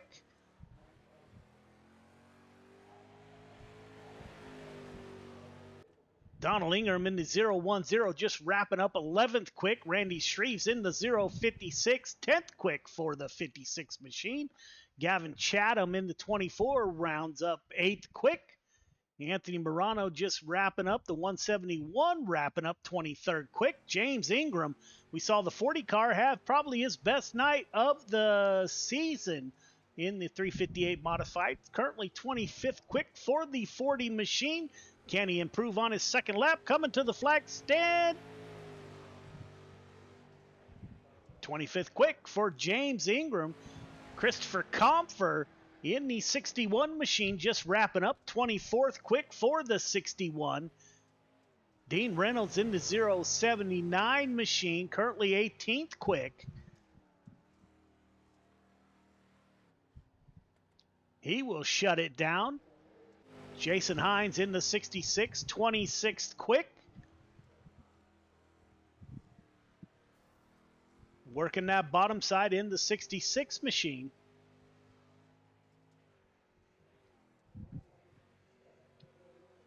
Coming off of turn 4 for his second timed lap. 26 as good as it gets for the 66, a driver out of Canada. Chris Comfort just wrapping up his practice, 24th quick for the 61 machine. We are getting ready to go heat racing. We have a full program for you in the limited late models. Heat 1 to the grid. Heat 1 to the grid, please. Michael Carter, Jeffrey Kemper on the front row. Jesse Ingram, Randy Shreves in row 2.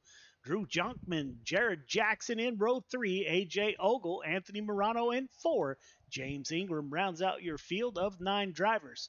All right, drivers, welcome to heat number 1. Leader, you know the drill. 1.5 car length behind the pace truck. Everybody else, once you get the 1 to go, going to ask you to tighten it up. Half car length between yourself, the car in front of you.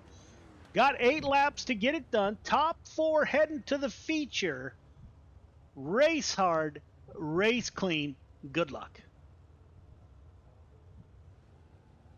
We saw Carter finish P2 in the 358 modifieds. Jesse Ingram on the inside of row number 2, right behind Carter.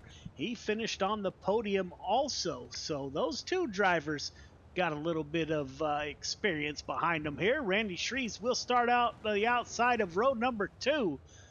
But the 015 of Anthony Carter will roll off with this week's quick time in the limited late models.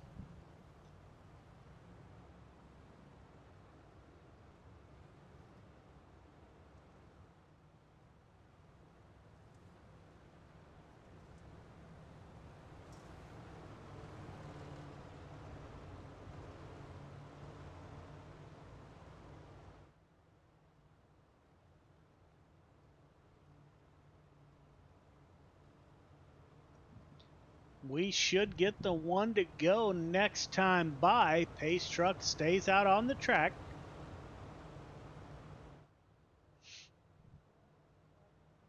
Jared Jackson with us in the 012 car.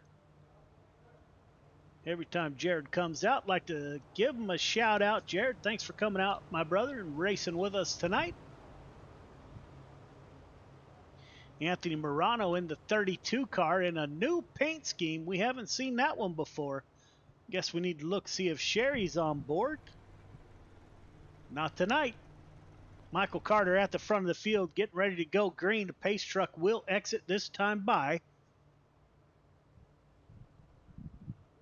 Jeffrey Kemper, the 181, on the outside of row number 1, driver out of Oregon. Pace truck is off as the cars make the long, slow crawl to the flag stand. 8 laps to get it done. Top 4 heading to the feature. Everyone else going to a consolation race of sorts. Green flag is out. We are underway in heat number 1, limited late models, week 11. Kemper on the outside. Can't get any drive off at turn number 2.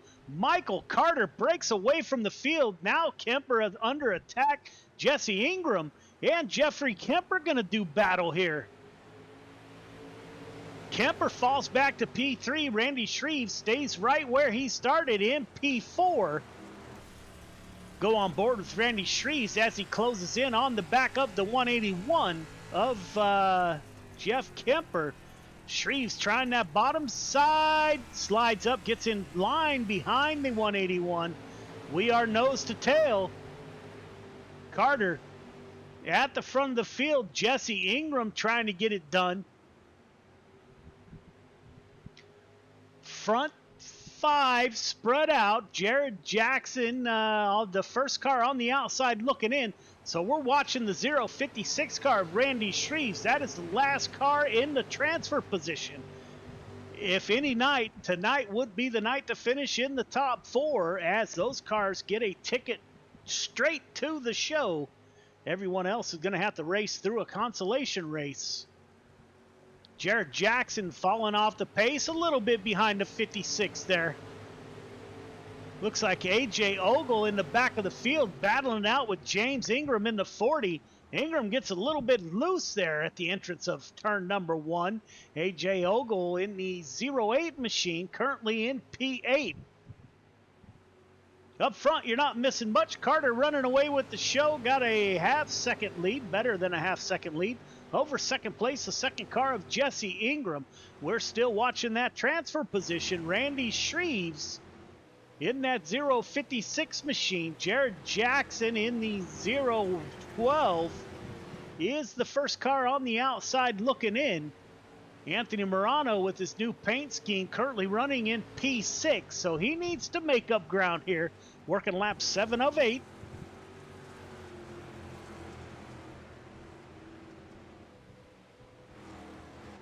Limited late models got nose to tail real quick. You can see the field spread out. Coming to the white flag, it is Michael Carter, followed by Ingram, Kemper, and Shreves, your top 4. Will Jared Jackson be able to close up on the rear bumper of the 56 machine here? We're running out of time to get it done. Carter off of turn 4, followed by Ingram. Carter, Ingram, Kemper, Shreves transfer straight to the feature. Everyone else going to a consolation race.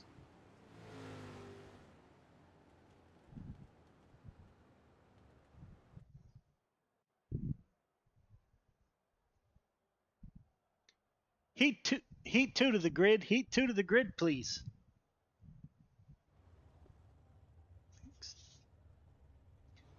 Cale Smith, Billy Roberts on the front row. Gavin Chatham, Donald Ingram in row 2. Ryan Stillwell, David Tormachi in 3. Jonathan Byram, Jake Henry in 4. Jason Hines rounds out your field of 9 drivers.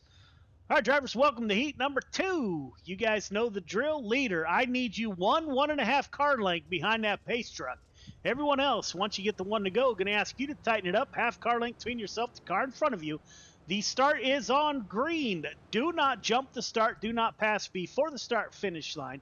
Got 8 laps to get it done. Top 4 heading directly to the feature. Everyone else going to a consolation race. Race hard. Race clean. Good luck. Cale Smith won the 358 modified race. Let's see if the 115 can keep up that pace. Billy Roberts to his outside in the Gears Unlimited 99 machine. And division sponsor Gavin Chatham will roll off on the inside of row number 2 with the 010 of Donald Ingram to his outside. So stacked heat race here. These drivers have 8 laps to get it done.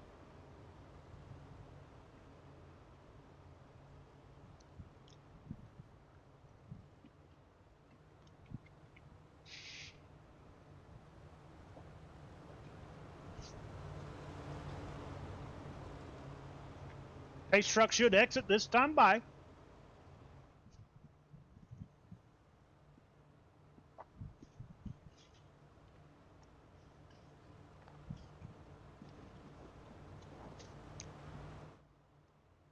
Pace truck is off, leaving the field to Cale Smith. Cale Smith led flag to flag in the 358 modified, taking that long crawl to the green flag. Green, green, green. Green flag is out. We are underway.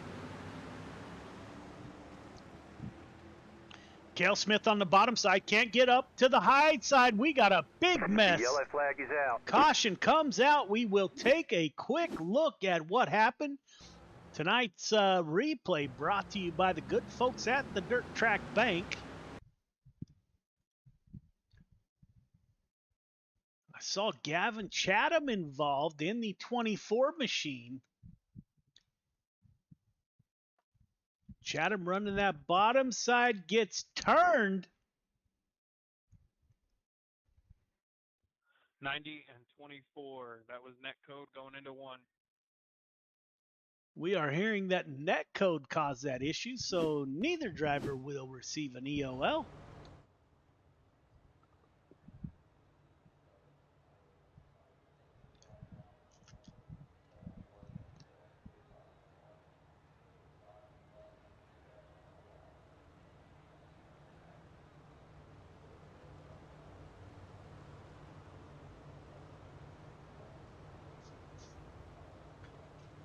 Feel like I'm at a real race. My beautiful spouse of 35 years just brought me chicken nuggets and what are these French fries? The can't remember the cut, but so we're having chicken nuggets and French fries as we comment on the race. So my apologies there. Cale Smith at the front of the field with Billy Roberts to his outside. We're getting ready to go green once again. This restart will be on the leader.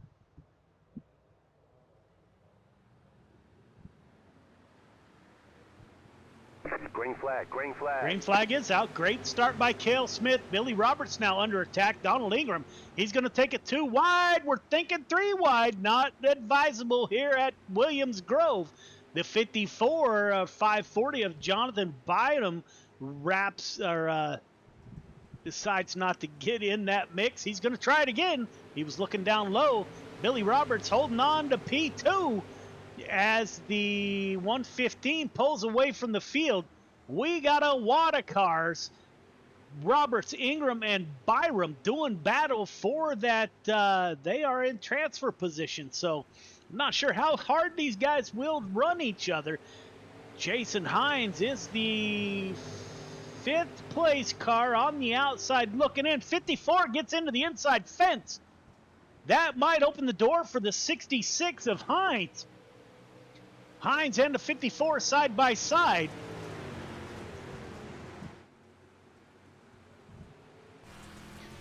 Hines falls in line behind the 54, so not much ground lost. Looks like Donald Ingram putting some pressure on Billy Roberts in that 99 machine. Cale Smith loves to see this in his rearview mirror as these guys do battle. Looking back from Billy Roberts in that 99 machine at Ingram. Ingram sends it in down deep. Can't get the pass. Jonathan Byram in the 54, currently in the 4th and final transfer position. Gavin Chatham in the 24, trying to come back up through the field after an early incident. Put pressure on Jason Hines.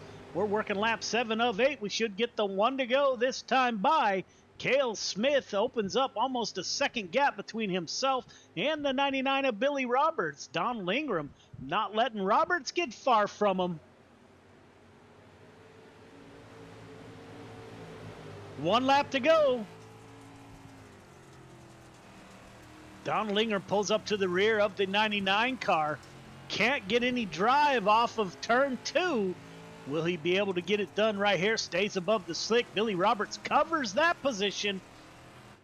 0-1-0 cuts down. Can he get it done at the line? Billy Roberts. Smith, Roberts, Ingram, Byram transfer to the feature.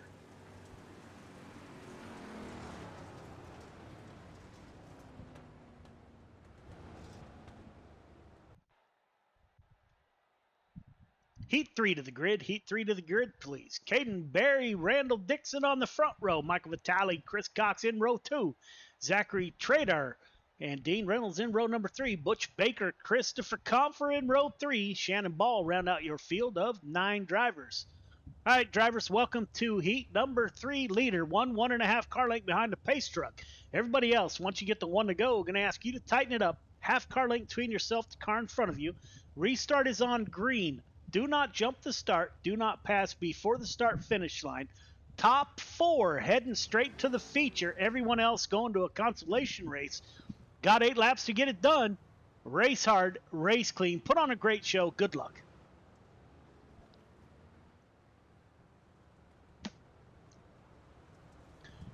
That's the colors we're used to seeing the 12 car in. So that 358 wrap threw me off a little bit there. The 12 car of Caden Berry will roll off on the pole. He's got Randall Dixon to his outside in the 111 machine. Michael Vitale and Chris Cox. Chris Cox, the current leader of the limited late model, and he won last year's limited late model champion. So don't count out the 515 starting on the outside of row number 2.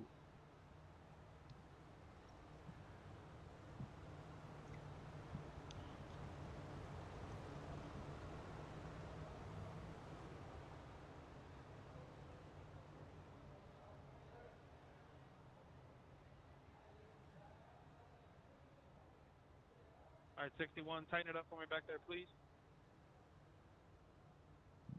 Pace truck should exit this time by.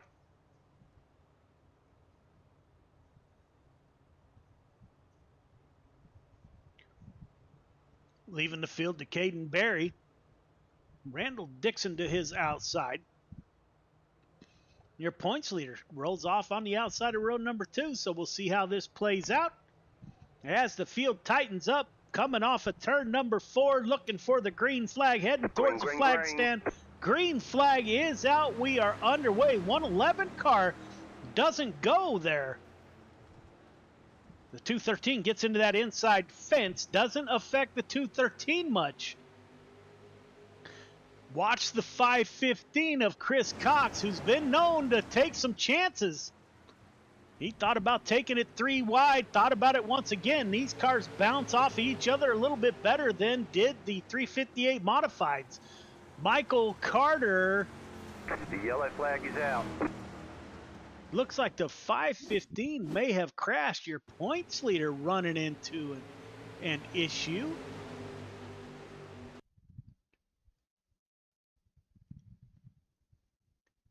Michael Vitale behind him. He's got the 111 of Dixon. 213 just gets into the back of the 515. Around he goes, collects Dean Reynolds in the process. Everyone else makes it by. Yes. Caden Berry still at the point. This will be a 2x2 restart.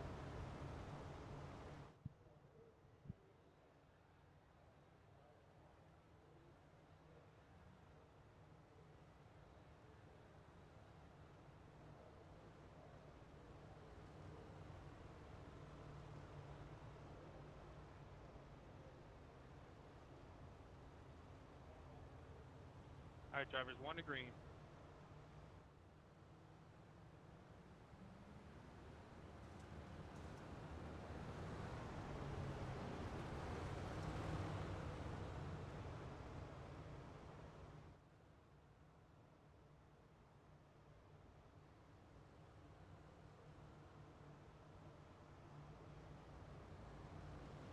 Shit, my wheel fell off.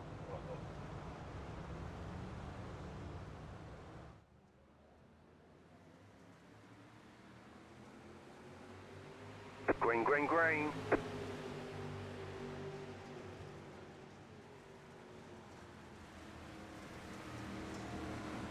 The yellow flag is out.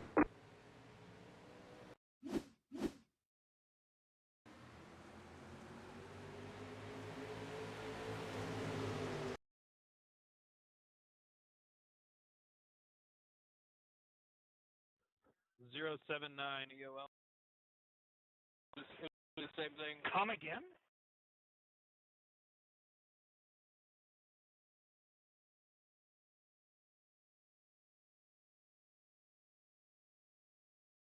Clayton, I never touched him. That was netcode, dude. Yep, it was. I was just about to say it. All good, all good. All right, man. Thank you. I was like, I know I didn't get him. You're good, you're good.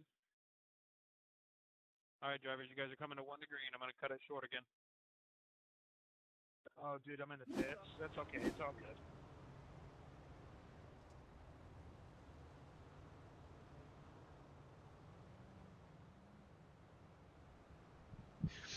We will be going green this time by Caden Berry still at the front of the field. Randall Dixon to his outside. Chris Comfer in P3. Zachary Tradar in P4. That is the fourth and final transfer position. So we will be watching that transfer position and the number 78 machine. Butch Baker in the 97. Venom Racing driver on the inside of row number 3.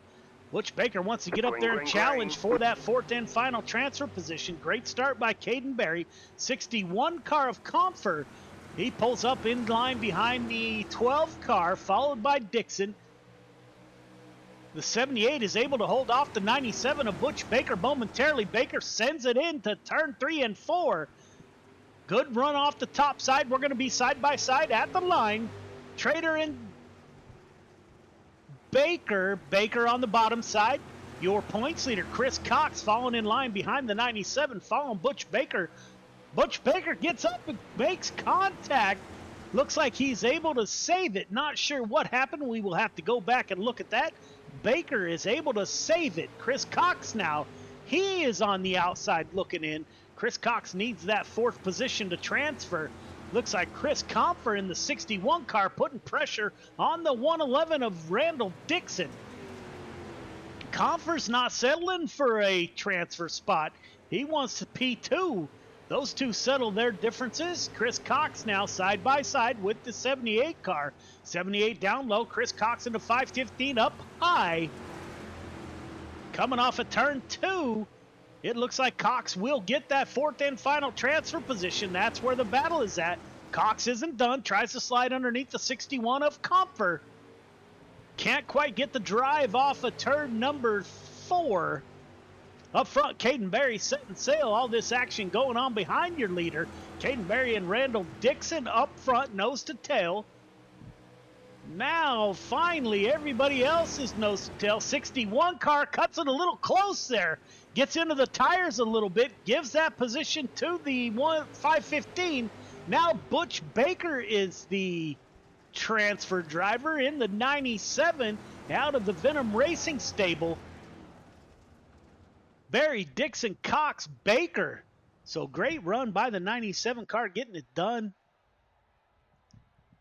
B-Main to the grid. B-Main to the grid, please. Jared Jackson, Jason Hines on the front row. Comfer, Morano in row 2. Chatham Vitale in 3. Jonkman, Tormachi in 4. Trader, Ogle in 5. Stillwell and Reynolds in row number 6.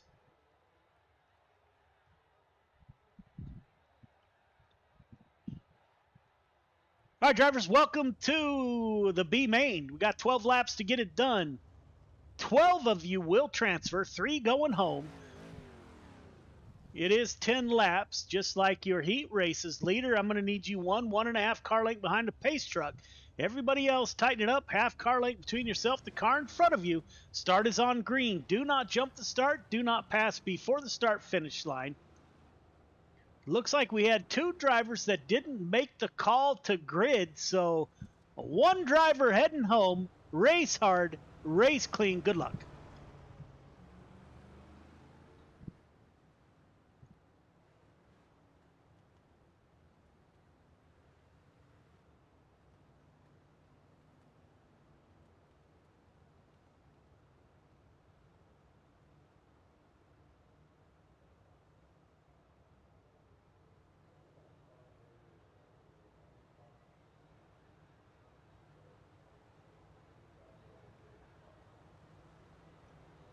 Again, you heard we got 10 laps to get this done. One car heading home. Looks like James Ingram and Jake Henry currently at the back of the field. So this would not be the race to get into an incident to get an EOL.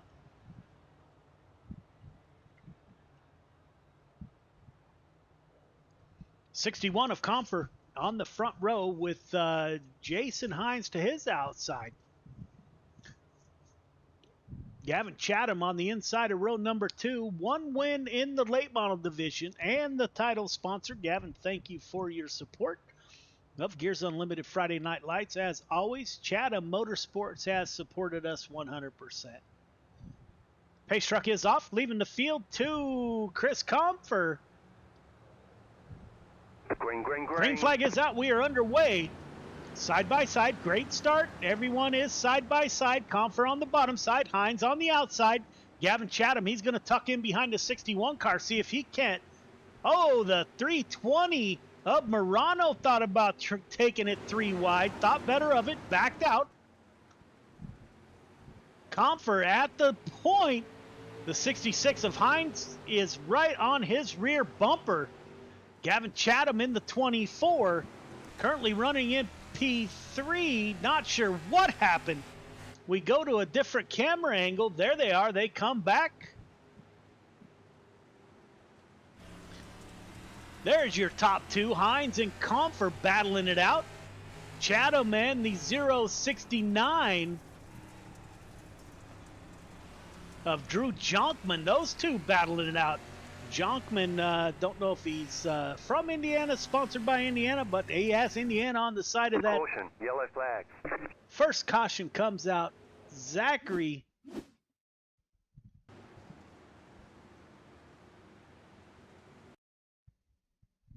Looks like he gets a good run. Thought about taking it 3 wide. Wisely backs out of it. Everybody Maybe held their too line late. exiting turn 2. You guys just kind of squeezed together on exit. I'm not going to give anybody an EOL for this one. No EOL on that call from race control. We are hearing Comfer at the front of the field.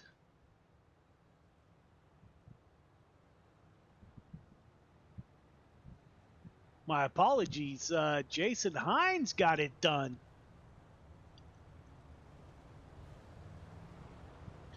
Driver out of Canada put him on the point.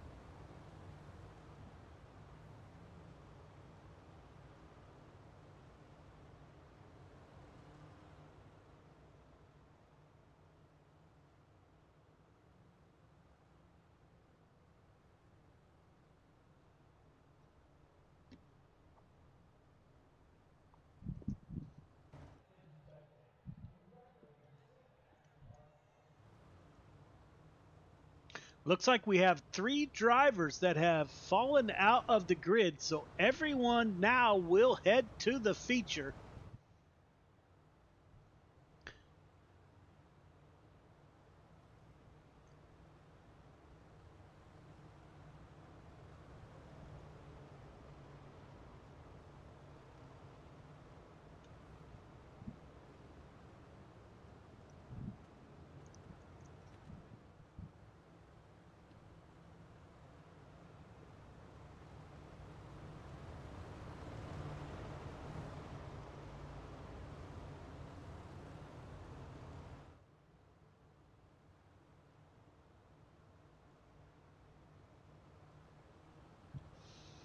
Jason Hines will bring us to the green flag. He was able to make the pass. We missed it. My apologies.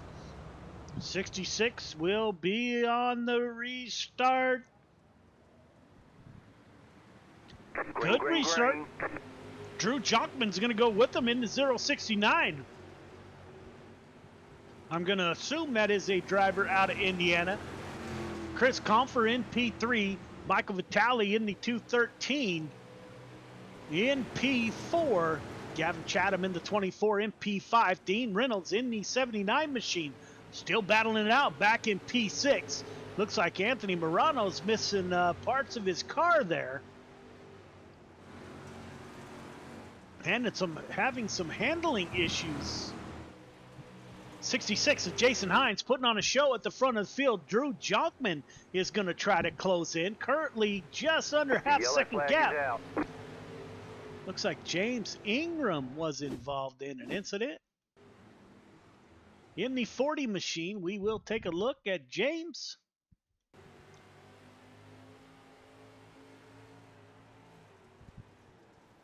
Oh, the 313 car comes up and gets in the back. EOL.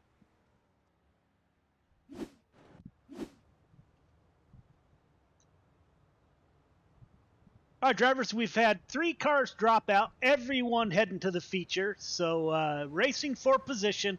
Let's settle in, put on a great show. Good luck.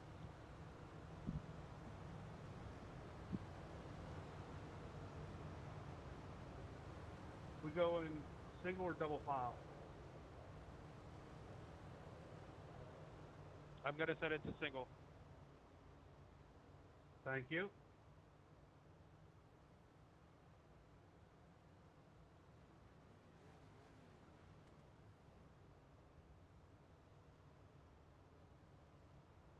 Jason Hines having a great night in the 66 car. He moves up 1 from his starting position.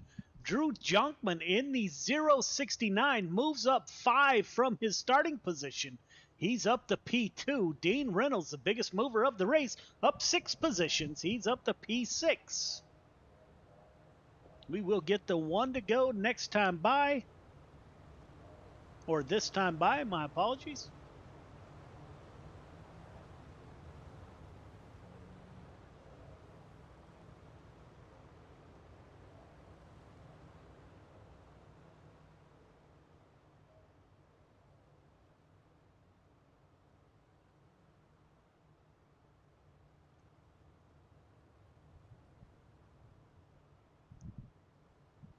Jason Hines at the front of the field working lap 5 of 10, so we do have a little ways to go here.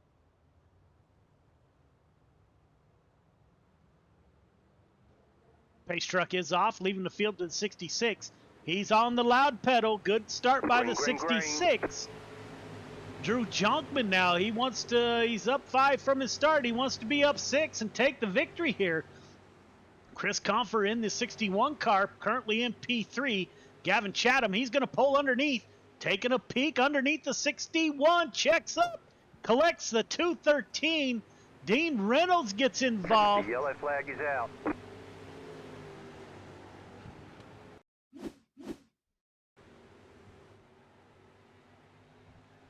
Looks like the 213 had to check up. That's on me. I had to check up and bottled everybody up behind us. Collects the number of drivers, everyone able to drive away. So we will give the restart another try.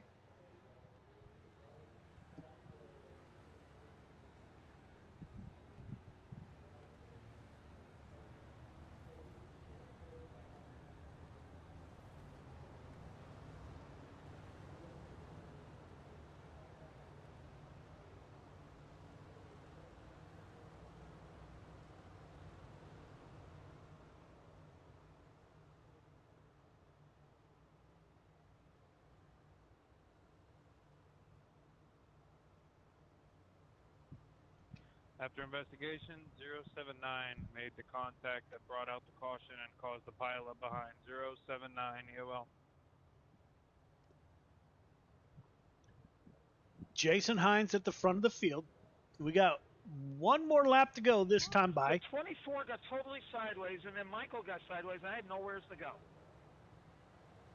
Race comms to a minimum again, please.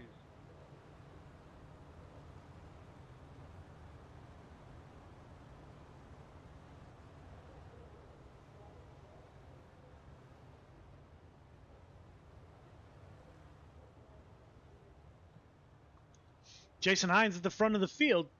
Drew Jonkman in P2.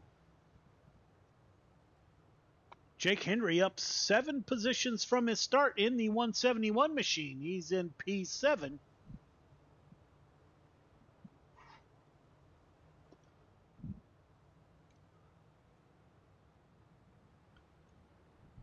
Pace truck is off. And we are back underway. Green, green, green. On lap 7 of 10, so we're winding down the laps here. Christopher Comfort's trying that bottom line, still trying to get that to work.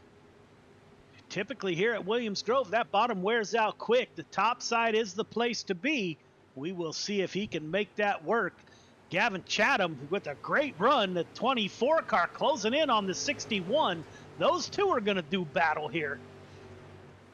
Michael Vitale in the 213 told me right before the race this is his worst track. He's currently in P5 in that 213. Christopher Comfort sends it in. They are side by side. Chatham on the high side, Comfort down low. Good run off of turn 4 by the 24. Working lap 9 of 10. Jason Hines at the front of the field. Jonkman in the 069, not giving up, trying to run a little bit lower line than is Hines. Coming to the white flag, we got one to go. We are nose to tail for the most part. This is your closest battle with one to go. 08 of AJ Ogle, he's gonna give something happen to Chatham there. 3 minutes of warm-up. 3 minutes of warm-up. We will be right back.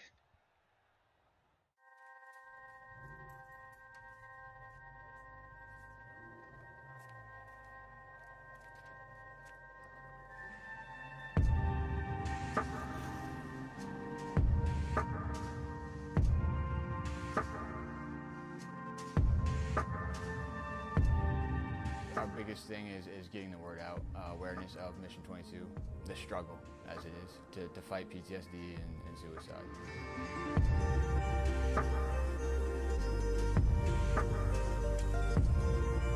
My name's Corey Decker. I'm the state representative for Mission 22. The issue has been great. We got a bunch of great guys that have gotten together and decided to create this rally. The word's getting out, and it's turned into quite an event where we can actually help a lot of veterans.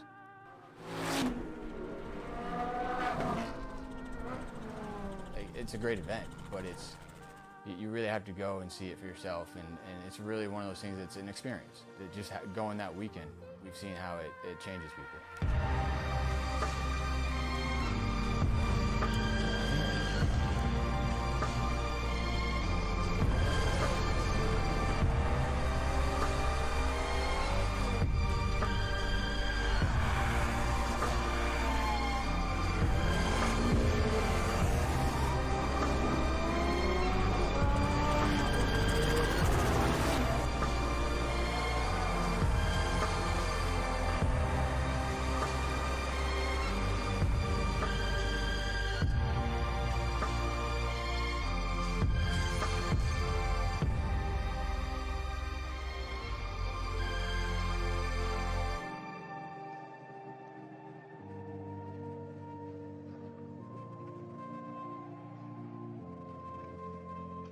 When people hear a Till Valhalla project, the first thing they might think of is our shirts.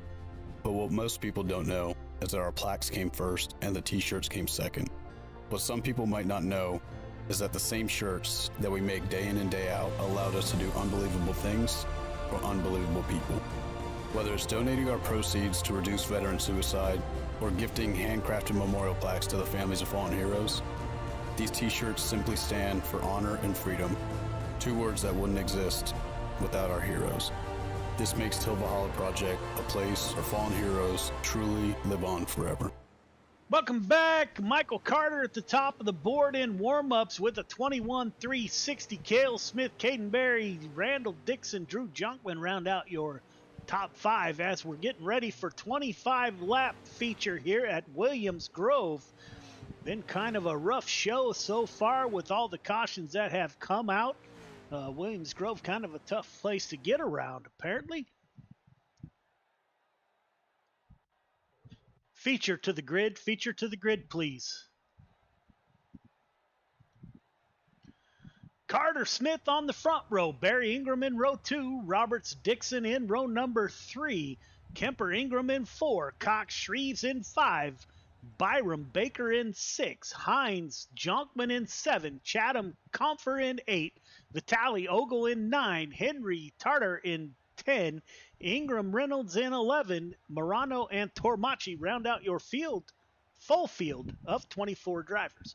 All right, fellas, welcome to the featured leader. 1.5 car length behind the pace truck. Everybody else, once you get the one to go, going to ask you to tighten it up. Half car length between yourself, the car in front of you. Start is on green. Do not jump the start. Do not pass before the start finish line. Initial start is on green. Do not jump the start. Do not pass before the start finish line. Got 25 laps to get it done. Welcome to Week 11 Gears Unlimited Friday Night Lights, brought to you by Chatham Motorsports. Race hard, race clean. Good luck.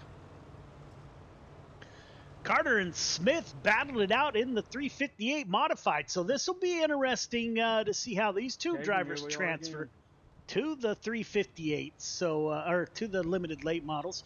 Caden Berry's been up there all night with the 7 car of Ingram, so same characters at the front of the field. Don't forget, coming up on week 13, please tune in. We're going to have a nearly $500 feature winner dash for cash. You must be a feature winner over the season, and you must have raced in at least 6 races. That will all be brought to you by the Dirt Track Bank out of Malvern, Iowa. Super cool bank doing good things for real racing. So if you're in the need or you just want to be a member of something super cool, check out the Dirt Track Bank. Great people out there, Malvern, Iowa. So they're bringing us the Week 13 first ever Dash for Cash. Everyone that enters, everyone that qualifies will get paid. So super cool event. Like to thank the folks at Malvern Bank and specifically the Dirt Track Bank. Pace truck is off. We're making our long crawl to the green flag. It is Carter and Smith on the front row. Carter has been hard to beat. Of course, we said that in the 358s, and we saw Cale Smith put on a whale of a show. Looks like the 2 cars on that bottom side. Good run on the top side by the 115. Caden Berry now. He pulls up beside the 7 car. No caution. Caden Berry to the point. The 12 car. There it comes. Jake Henry involved in an incident. There was too much going on not to bring out a caution. We will watch the 171 drivers start to check up. You see the 7, the 515, your points leader up there. 171 checks up, gets on the brakes, gets some help from the 40 car, and around the 171 goes.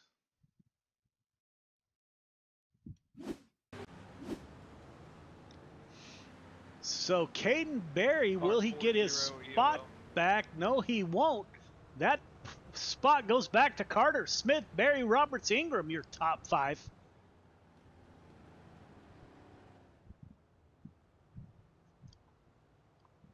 See if Berry can repeat that move that he made to get to the front of the field. All right, fellas, let's get some green laps in. Settle in. This restart will be on the leader. Everyone else, half car length between yourself, the car in front of you. Again, the restart is on the leader. Everyone is going on the car in front of them. If you're in the back of the field, don't go on the leader. Go on the car in front of you.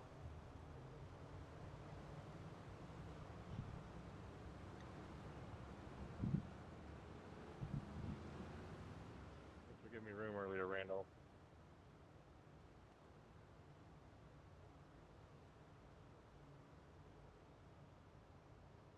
I don't know why, but it's telling me to let a bunch of people by, and I'm already at the back.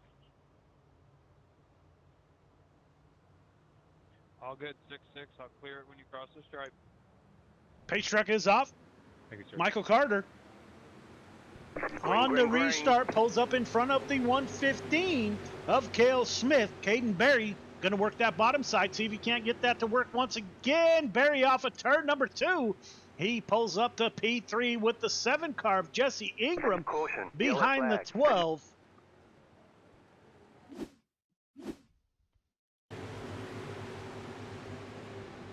Caution comes back out. File here.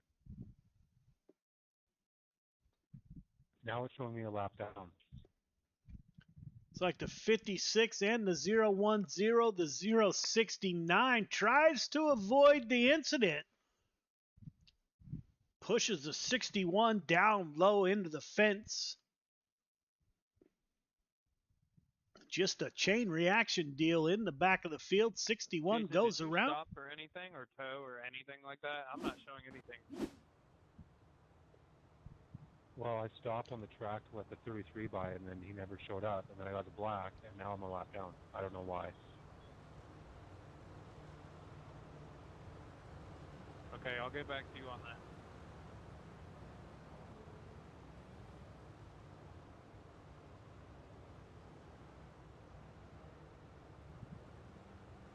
Michael Carter at the front of the field, followed by Smith, Berry, Ingram, and Roberts. Billy Roberts having another great race tonight. 99 car has come alive as of late in that old school looking 99 machine. Michael Carter at the front of the field, CTM Racing.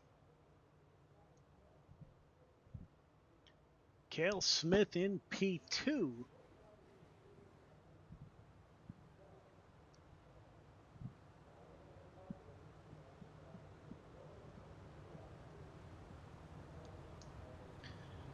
Lights are off on the pace truck. We will be going green next time by.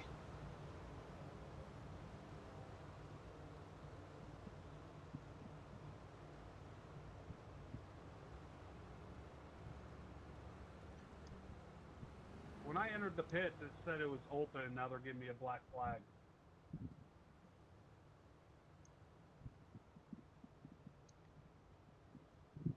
We are running short on time once again. We are only on lap 3 of 25. Tonight has been kind of a strange night. Michael Carter on the loud pedal gets a great start. Cale Smith in tow with Caden Berry, Ingram, and Billy Roberts. The 111 car is the first car to jump out of line. Dixon tries to go downstairs, see if he can't make something happen. Jeffrey Kemper in the 181, currently in P8. Your points leader, Chris Cox, back in P9. We are nose to tail. Let's see if these drivers settle in. Looks like Caden Berry's about to be under attack from the 7 car of Jesse Ingram. We saw these two drivers do battle in the 358 race, so they're carrying it over. Chris Cox now, he's going to try to make a pass on the 10 car. 515 down low, 010 of Donald Ingram up high. Side by side at the line, it is Ingram at the line for P8.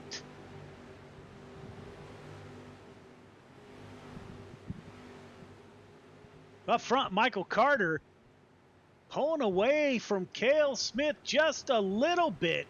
Caden Berry running a different line than everybody else. He's still trying that bottom side. The 7 car will follow him this time. Caution comes back out. Sounds like the 61 car had an incident here.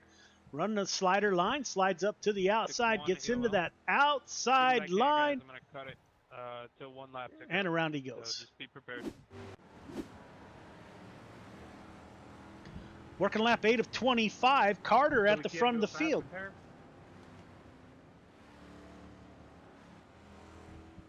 I mean, if it's a quick repair, you have the time, yeah. I just don't want what happened in the 358s to happen here in the late models as well. We finished with like 20-something seconds left. It took the whole hour almost. So just trying to make sure we don't have to cut it to the wire again for you guys. Or worse, cut the race short.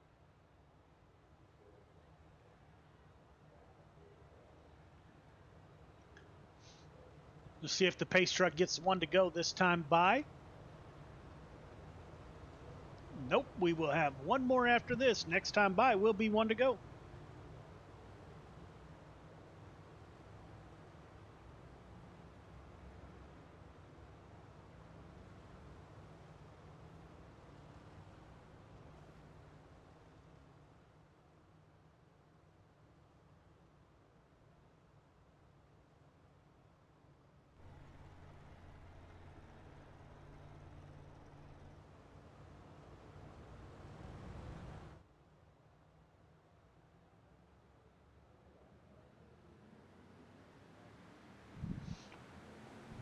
Green flag, green flag. Great start by the 015. Cale Smith, Barry Ingram Roberts, your top 5. Randall Dixon in P6. Jeff Kemper in the 181. Kemper, boy, the 111 got close to the 99 there. Slid right up underneath the 99. Kemper's going to give that bottom side a look.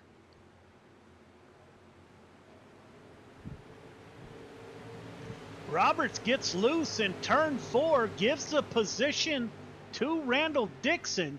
Now Roberts stuck on that bottom side. Looks like the 99 car got tight, pushes up the track. He's able to keep it off. Randy Shreves gets into the outside wall.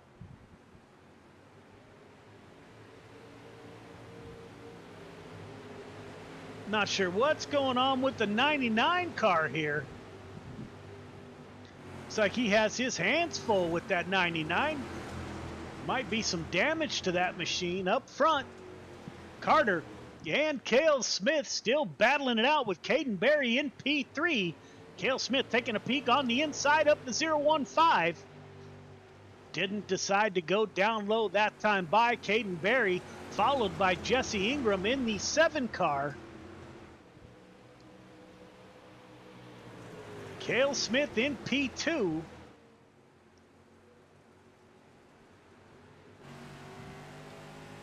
Go on board with Cale Smith as he pulls up to Carter, your current leader in the 015.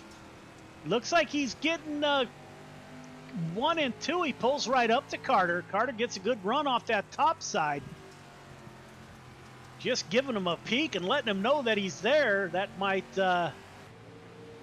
trying to press a mistake here by the 015, which doesn't happen too often. Now the 12 car of Caden Berry gets involved. Berry slid it in 1 and 2. Lost momentum off the exit of 2. Working lap 13 of 25. Looks like lap traffic may come into play here. Michael Carter, Cale Smith, Caden Berry, those drivers battling it out. Jesse Ingram in P4. There are your top 4 on the track. You can see lap traffic up there. 7 car throws it in, pulls up behind the 12 car. Caution, yellow flags. Caution comes back out on the speedway. Zachary Tartar involved. Looks like he's missing part of his car already.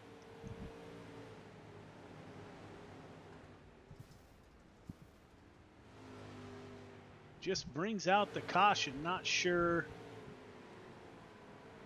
Getting replays brought to you by the Dirt Track Bank out of Mount Vernon, Iowa. Can I get a black clear, please? Super cool bank. Great supporters of Gears Unlimited Friday Night Lights and Got Your 6 Racing Network. Appreciate those folks.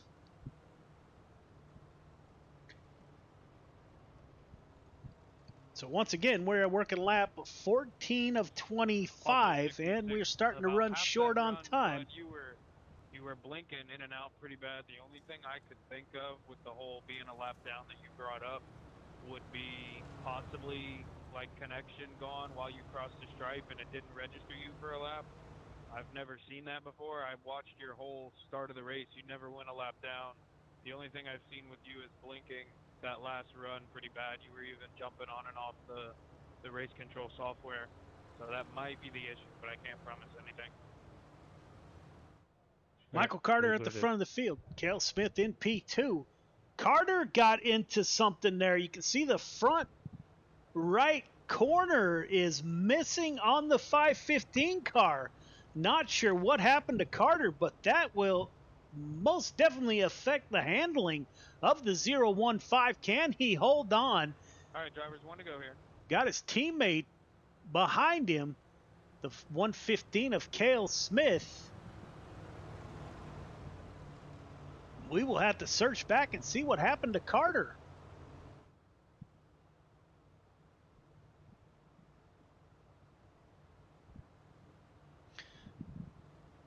Pace truck should exit this time by, and it does, leaving the field to the 015. This restart will be interesting. Will the 015 have the speed that it had? Barry makes contact with second place Cale Smith. Good start by the 015. 7 car of Jesse Ingram, he goes down low trying to get a pass on the 12 car. Can't get it done. Good run off of turn 2 by the 12 car of Caden Berry. Michael Carter battling a wounded race car, still getting it done. Cale Smith now closing in on his teammate. 7 car goes down low once again, slides up, no room. Jeffrey Kemper also trying a slide job. We're 3 wide here at Williams Grove. Typically does not work. Kemper backs out at the last minute.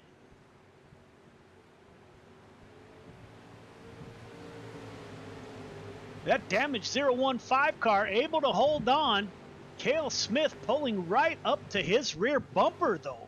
The yellow flag is out. Caution comes back out once again.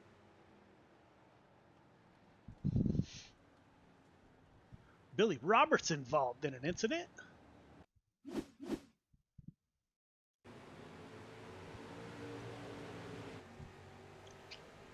There's that 3 wide that does not work. Kemper bouncing off a couple of cars. Billy Roberts Just beating and banging all the way down the piles into the back of the 181.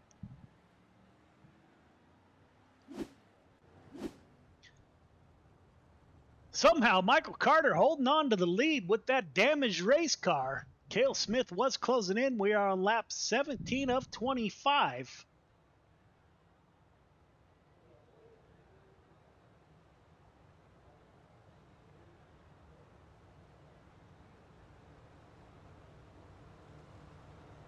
All right, drivers want to go here.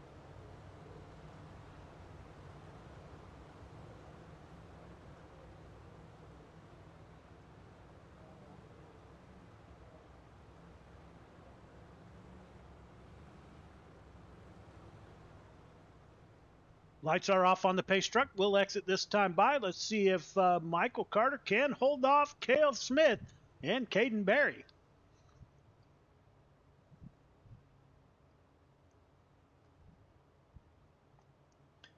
Jesse Ingram in the 7 car has 1 late model win so far this season. Good restart by the front few drivers.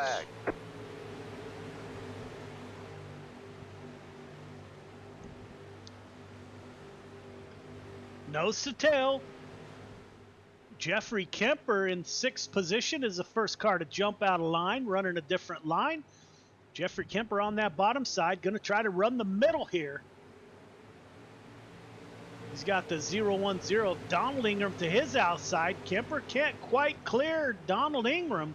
Ingram with your points leader behind him, the 515 of Chris Cox. Those two are teammates. Let's see how hard they battle each other. Up front, Carter still leading the way. Cale Smith, Caden Berry in P3, Jesse Ingram in P4.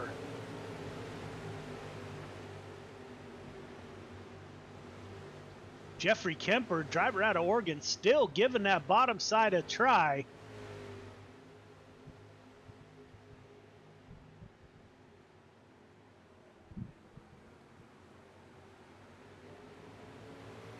Looks like Carter might have got into the outside fence there. Not quite enough to open up the door for Cale Smith to get by. Caden Berry running about a half car lower than your top 2. Let's see what line prevails. Berry's going to dive it down in. Slide job coming. No room out there. Berry holds off. Let's see if he falls back in line, and he will. Carter, Smith, Berry, Ingram is watching the show in front of him. Randall Dixon in the 111 car, currently in P5. The battle is up front. Caden Berry getting antsy. He wants better than a P3 here. Working lap 22 of 25. Cale Smith tries to go down low underneath Carter. Slide job coming. Berry will force his way into P2. That moves Cale Smith back to P4. The 12 car now, he's going to try to close in on the 015 of Carter. Jesse Ingram isn't done either. The Ingram now, he throws it down low. He's going to slide up, crossover coming. 12 car of Caden Berry, crossover on the inside of the 7. Cale Smith's going to follow Berry. And Better that, he's going to pull a slide job. So he follows Barry and pulls the slide job. It's a battle up front between Caden Barry, Jesse Ingram, and Cale Smith. Barry down low, slide job coming, double slide job. 7 cars going to slide with him. Cale Smith with a crossover. Will he get both cars? Coming to the white flag. Somehow, Michael Carter is holding on to the lead with a damaged race car. Cale Smith up to P2. Contact between the 7. Barry at the line. Carter, Barry, Smith, your top 3. Top 3, start finish line, please. Top 3. It does not get much better than that, ladies and gentlemen. Those top 4 cars battled till the very end. Caden Barry is able to make the pass. Cale Smith fell back to P4, was able to battle back to P3. Slide jobs and crossovers. Great action at the front of the field. That is the end of week 11 for the limited late models. All right, drivers, we won't do an interview. Let's head to the 305 sprint cars. We will head to the sprint cars to close out the night. We are running way behind on time, so we will be right back. Yes, that's why. So we'll just give them a quick brush, and then we'll get our stuff on, and then we have like an obstacle course. And so I'm smiling. You don't know why you're smiling. We always smile. Smiling's the best. The Mission 22 Equine Program is a riding program for children of veterans. We also serve grandchildren or direct family members of veterans. It's a lot of fun, and I've always loved horses. We have private lessons and group lessons, but it's not just riding. You know, riding lessons, people just think that that's all it is. But we have the opportunity here to really build confidence, to lower stress levels, to give them an outlet and opportunity to spend time doing something healthy and productive. Mission 22 is really based on the foundation of the importance for family. It's why we're supporting families here. So in a time where kids' programs are being canceled left and right, school is shut down, they're not able to be around their friends, you know, being able to have an opportunity where they can just be together and let go of that stress and be around people.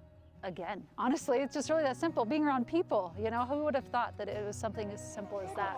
That's okay. You want to grab his reins, and then I'll have you walk him forward. It's really a special thing to watch these kids come every week and build a partnership and a relationship with their horse. It lets them forget about everything that's going on in life, being able to come here, kind of shut the world out a little bit, and have a really stress-free, fun environment.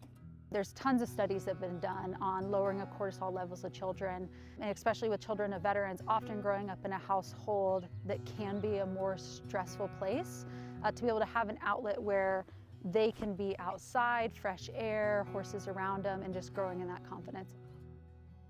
Horses are really unique. They're very intuitive to people. They're very emotionally intelligent. They're very emotional animals, very in tune to people. They have a great way of reading people as well, that they can pick up on if you're feeling nervous or scared or excited. They're very reflective to how you feel. And so it's a great way to kind of check in with yourself and see how you're feeling, because they'll let you know. When you're riding bareback, it's really important to think about keeping your thighs nice and snug. Watch your spacing. Remember 1 to 2 horse lengths in between. Nice work.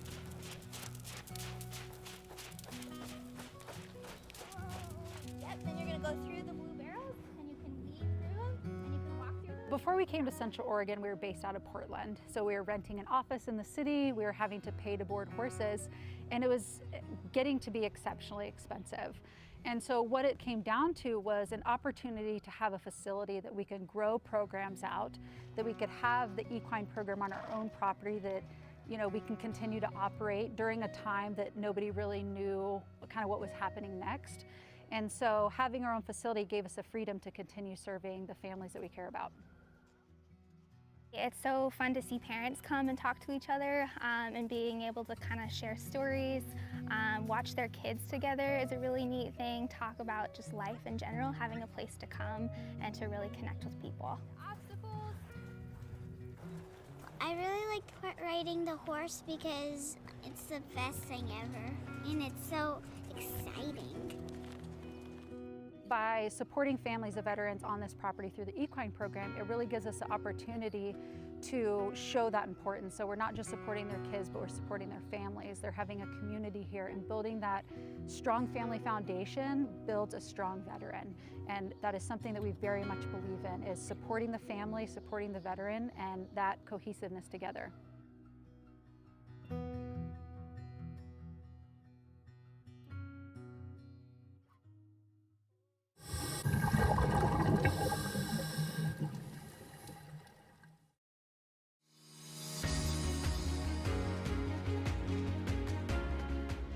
My name's Nick Powers, and I'm the president and lead instructor of Warfighter Scuba.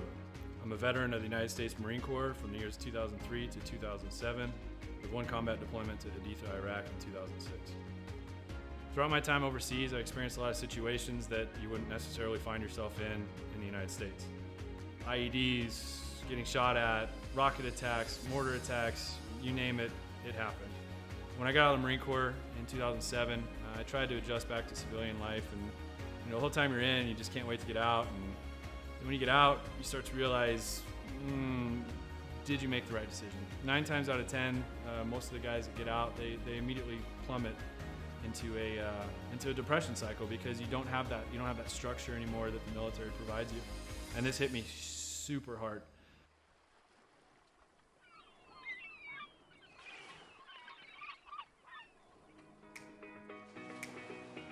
We moved to one of the #1 top dive destinations in the entire world, and I figured I'd start getting back into scuba diving. And after our first couple dives, I realized how peaceful it was underwater and how none of my problems followed me. You're just there in the present moment. I had the idea for Warfighter Scuba, and I kind of hinted at it, and they said, "You go for it." And that's basically how Warfighter Scuba was born.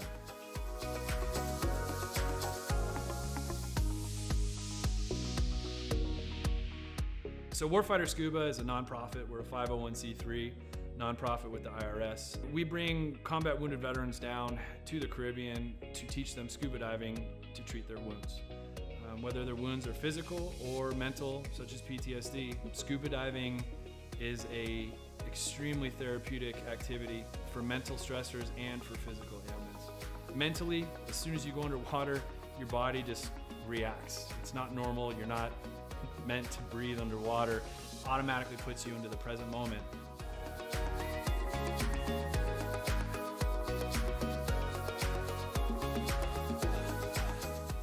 You have nothing but peace and calm. This ability to separate yourself from reality really allows veterans to find out what their trigger mechanism might be for their particular mental stressors.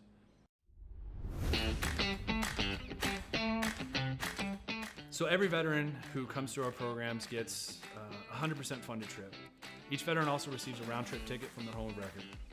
That ticket will bring them straight into Roatan, and their entire week stay, their hotel, their meals, their snacks, everything's paid for. And so that veteran can get an entire week away from reality and completely separate from any kind of problems they might be facing at home. So each veteran receives very private and intimate training sessions when they come down to Roatan. We first start in the pool. We do some confined water skills. We'll then switch out to the open water dives. From that point on, it's not even training anymore. It's just fun. It's learning on a level that I don't think most people have experienced before. We do all the certifications for them that we can in a week at their pace, from open water to full face mask to nitrox. Every trip that we have, whether it's one veteran or 4 veterans at a time, we just have a blast. There's no bad karma. We've seen sharks, we've seen turtles. We've seen 4 eagle rays at once. Just the things that happen when we're in the water together are truly, they're just unbelievable. The dedication that these vets have now to scuba diving and to wanting to come back and to help other veterans experience what they've experienced, it hits me in the heart more than most things have ever hit me in my heart. It's truly an honor to take these heroes into the water. It's really cool to see the transformation that happens to them from being, oh my gosh, I don't know if I'm gonna be able to do this. I've gone snorkeling a few times, or, I'm not that good of a swimmer. And the funny thing about scuba is none of that matters. You're completely weightless in the water. You could come down and have zero experience in the water and be one of the better scuba divers out there.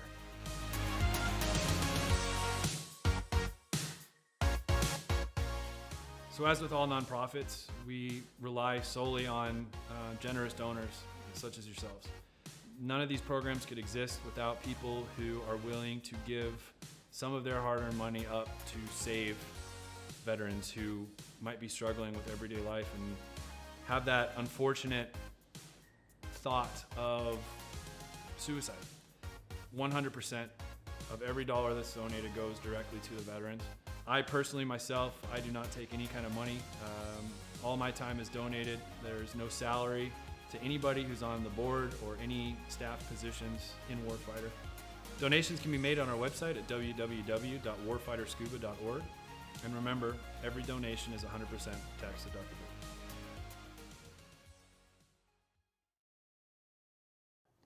History repeats itself. History is always happening over and over again.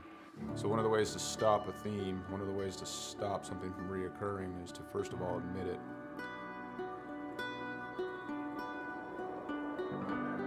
It didn't take long for us to quickly realize that there was power behind Mission 22, power behind its brand, power behind its message, and power behind its people that represented it.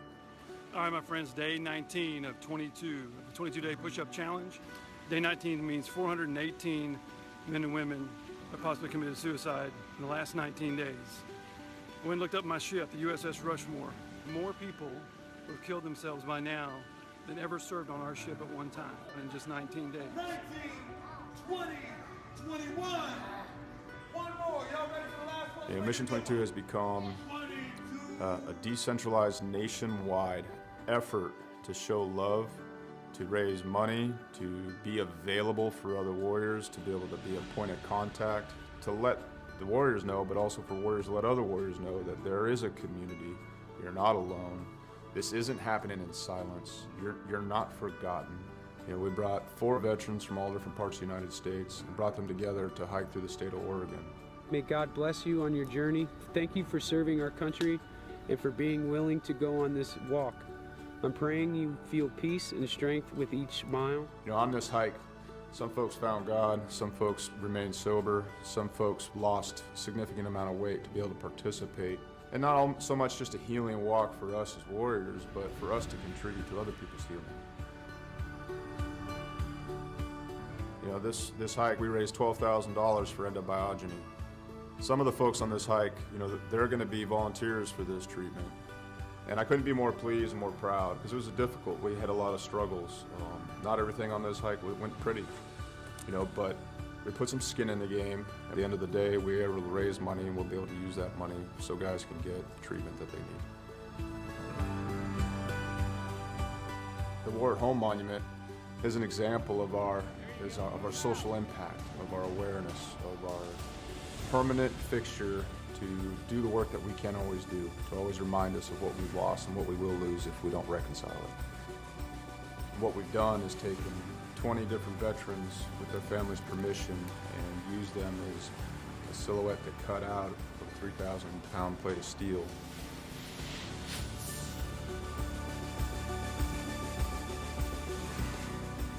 These warriors are placed in a V, and this is to show the size of the problem. This is to show the empty space they leave behind. And it's also to be a constant reminder of what happens when we don't listen to the stories of the warriors that fought in our name.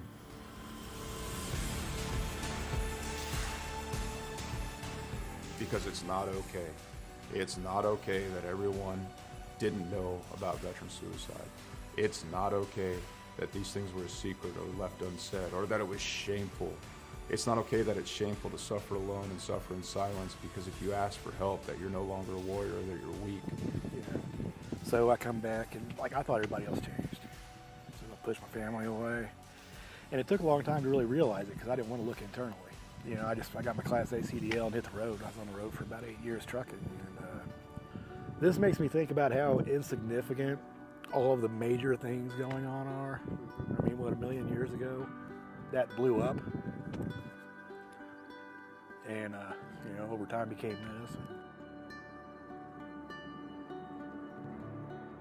Whether it's hiking mountains or building monuments, it takes a community to heal a warrior. Warriors didn't get damaged and didn't become separated from the sunlight of the spirit on their own. It happened in the name of this nation. We can change the way we think about war, how we think about warriors, how we think about ourselves, and what we think we're going to do in the American community. We can do it now. We can do it here.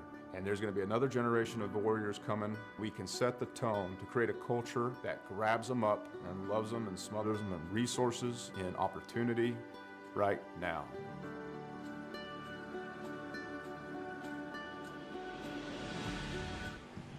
Welcome back to the stream. Well, that was an exciting journey back to the 305s, but I think we finally made it.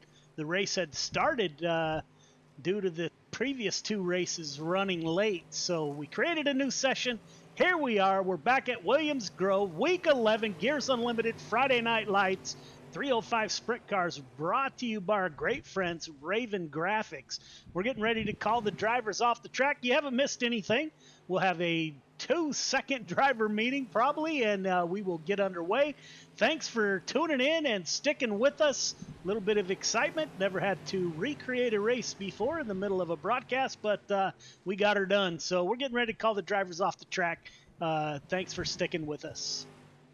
All drivers, clear the track, please. All drivers, clear the track.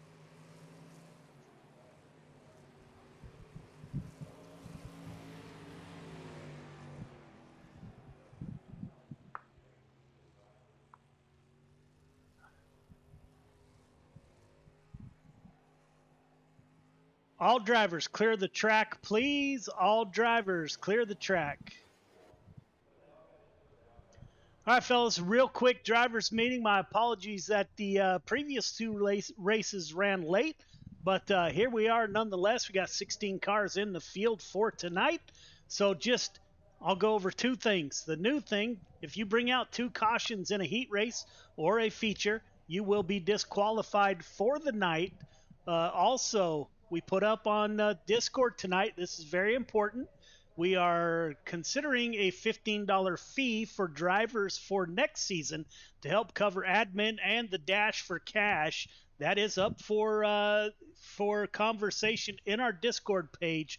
Please leave us comments. Let us know what you think.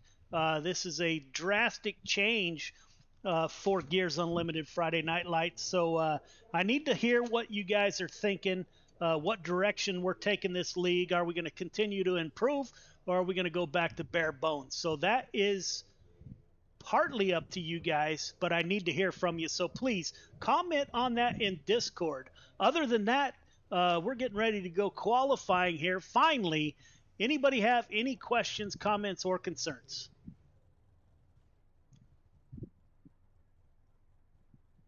Joe, don't apologize for long shows. That's on us, not you.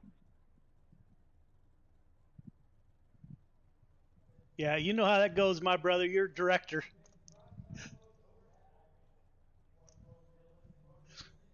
All right, fellas, no comments or questions heard other than my good friend Dean Reynolds. So we will advance to qualifying. I wish you all the best of luck. This is Week 11, Gears Unlimited Friday Night Lights, 305 Sprint Cars, brought to you by Raven Graphics. Race hard, race clean. Good luck, gentlemen.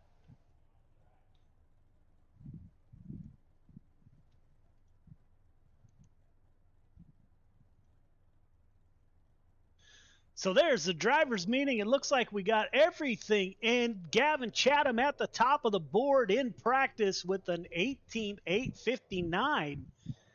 Looks like we will go qualifying here momentarily. 16 cars in the field. It has been a long night for the drivers.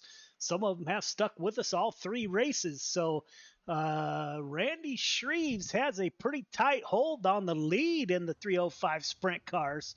Randy Shreves is up by just under 100 points. Chris Cox is P2, Jason Hines and Jeff Kemper and Gavin Chatham round out your top 5. We do have 2 drop weeks, so we'll have to see how that plays out at the end of next week. First car out on the track is the number 1 car of Jeff Falero, coming to us by way of Coast to Coast Racing League. Driver out of Canada. Jeff can wheel a sprint car for sure. He takes the green flag for his qualifying lap here at Williams Grove. Williams Grove has been a little bit tough to tame tonight for the drivers. So again, appreciate everybody tuning in. Coming for his first time lap.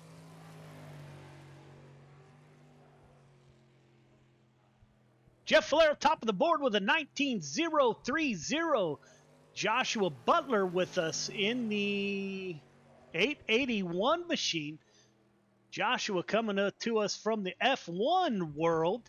Matter of fact, last week he had an F1 steering wheel. Saw that he got his new round steering wheel in the mail just today. So he's been on that wheel here for probably about 2 hours. So Joshua, thank you, my brother. Currently 16th quick for Joshua. Jeff Kemper in the 181, also coming to us from the Coast to Coast Racing League. 6th quick for Jeff Kemper. Garrett Zimmer in the 114 machine, currently 15th quick. Logan Wentz is the last car to qualify. 14th quick for Logan Wentz as he's coming for his second timed lap. See if he can't improve. Jeff Falero currently has your quick time for the night. Logan Wentz off of turn 4. Can't improve. 14 quick for Logan Wentz. So Jeff Falero ends up with your week 11 quick time in the 305 sprint cars. We do have about 30 seconds left to go here at Got Your Six Racing Network. We are all about doing what we can. 22 veterans a day take their own life, although that number is down to 17. I'm hearing. I haven't verified that. So if you know a veteran out there, man, please reach out. Let them know you care about them. If you are a veteran, there is no shame in asking for help, man. So do what you can. Help those folks out there. Let them know you appreciate them. Greatly appreciated. We are getting ready to go heat racing here. 16 cars in the field.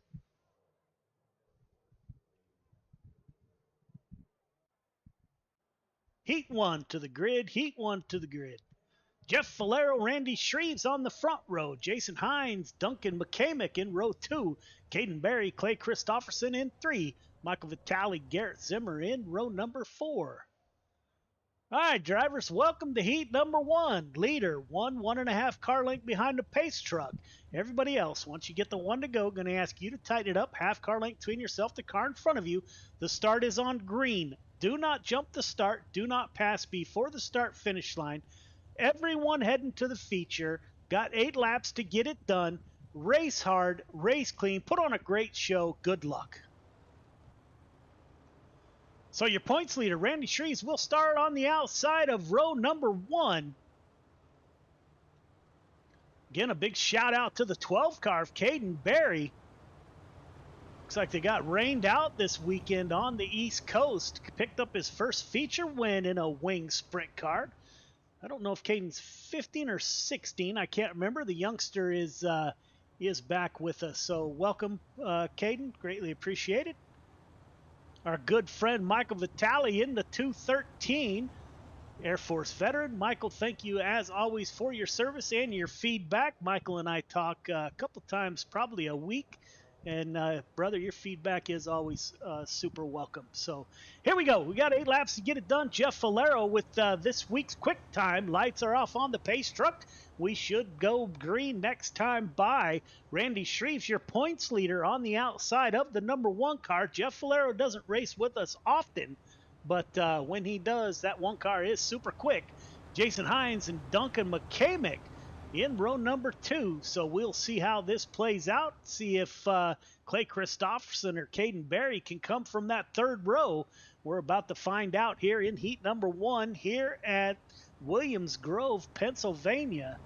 Pace truck is off.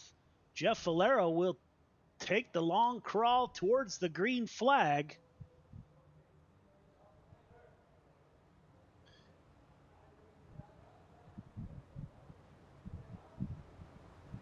Green flag is out. We are underway.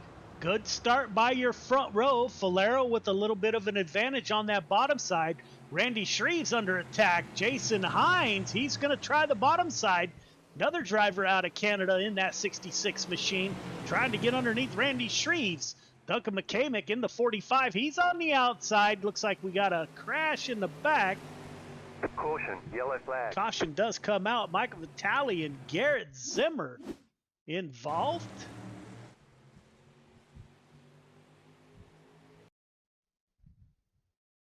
You see the 51 and the 213. I cut him. The 51 comes back down, gets in front of the 213, and collects Garrett Zimmer. So Copy that, Clay. the 51 will head to the back of the field with an EOL in the mellow yellow machine. So didn't quite make it 2 laps. Kind of a common theme here this weekend. Not real sure what's going on. Must be a full moon. Something's going on.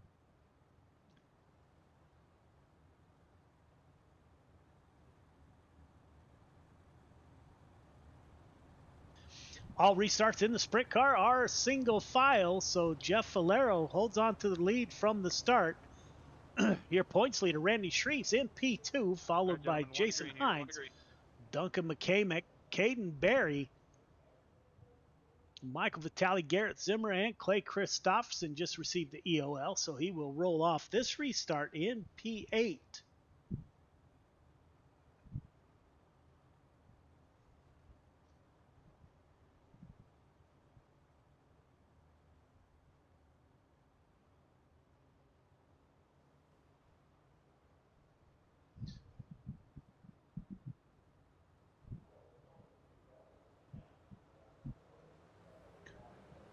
Jeff Falero gets a great restart over Randy Shreves, currently in P2.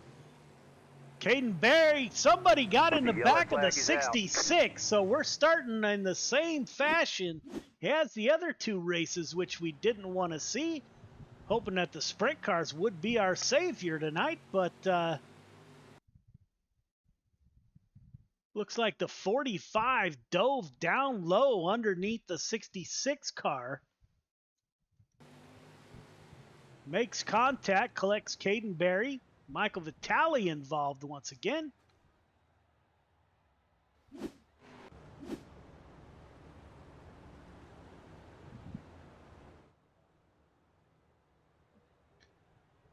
right, drivers, let's settle in, get some green flag laps in here. Everyone settle in. Jeff Falero still at the front of the field. Lights are off. 45, you came Still in a little on. Too hot into one, but the 66 On the pace also truck. did come down about half to 3/4 of a lane. I'm going to mark it as a racing incident. Tighten it up in the back here. We're going to go 1 to green right here. We do have 1 to go. So we will be going to the green flag this time by. Or, yeah, this time by. Pace truck should exit.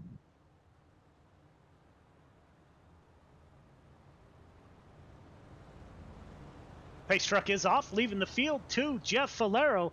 Canadian driver holds the point over your points leader, the 0.56 of Randy Shreves in P2. Duncan McCamick up 1 from the start, as is Caden Berry. Green flag. Garrett Zimmer in the 114 up 3 positions. Great start by Falero. He's going to go down to the bottom, followed by Randy Shreves. McCamick is the first car giving that outside a look. Caden Berry side by side with McCamick coming out of turn 4. Berry has the advantage off the low side. Down low once again for McCamick. Slide job, loses his momentum. That will hold the field up behind him. Now the top 3 able to break away from the field. Caden Berry currently running in the 3rd position. Clay Christopherson in that mellow yellow machine battling it out with Garrett Zimmer in the 114. We have got nose to tail tank here on lap 6 of 8. Jeff Valero holding the lead over Randy Shreves. That lead is almost a half second. Caden Berry falling a little bit behind. Duncan McCamick in the fourth and final transfer position, although everybody will transfer. Clay Christofferson giving it a go. Went to the back of the field. He's coming back through the field. We'll watch Clay as he rolls in on the 45 car. Duncan McCamick in front of him.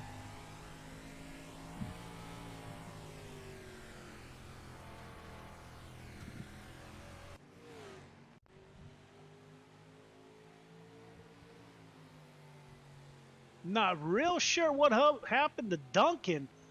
But anyway, Jeff Valero at the front of the field takes the win. Valero, Shreves, Berry, McCamick, Christofferson, Zimmer, Vitale. Jason Hines did not finish the heat. Heat 2 to the grid. Heat 2 to the grid, please. Gavin Chatham, Chris Cox on the front row. Jeffrey Kemper, Kurt Schatzer in row 2. Anthony Morano, Dean Reynolds in 3. Logan Wentz and Joshua Butler round out your field of 8 drivers. All right, fellas, welcome to heat number 2. Leader, 1.5 car length behind the pace truck. Everybody else, once you get the one to go, going to ask you to tighten it up. Half car length between yourself, the car in front of you. Start is on green. Do not jump the start. Do not pass before the start-finish line. Everyone headed to the feature. Got 8 laps here to battle for your position. Race hard, race clean. Good luck. Gavin Chatham already qualified for the Week 13 Dash for Cash, as is outside of him Chris Cox. Chris Cox is currently second in the sprint car battle, followed by Jason Hines, who we saw him get didn't finish his heat race, so he'll be in the back of the feature.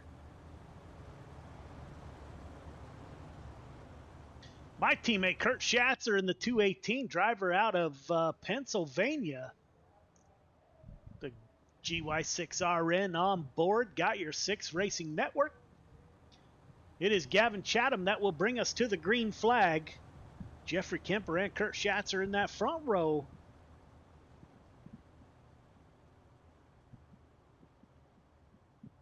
Lights are off on the pace truck.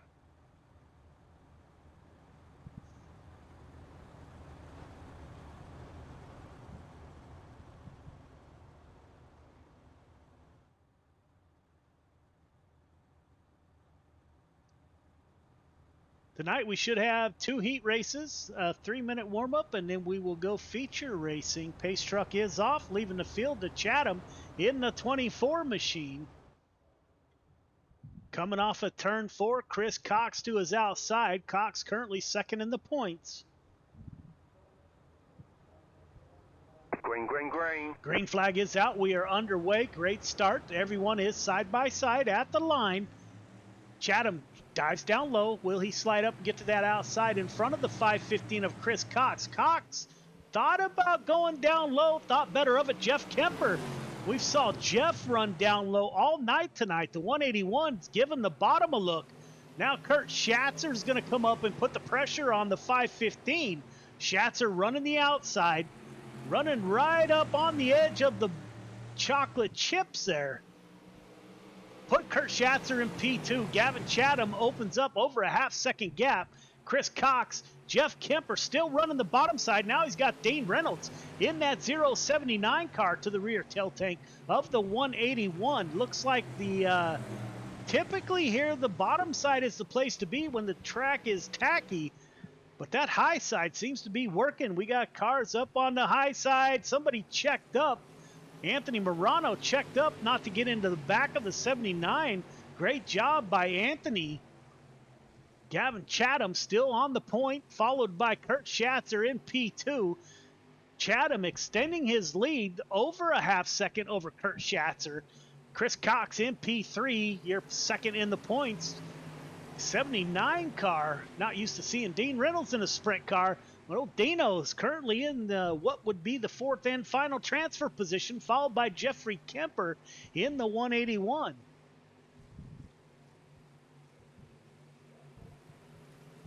Schatzer into the outside wall there. Not sure if that did damage to the suspension of that car.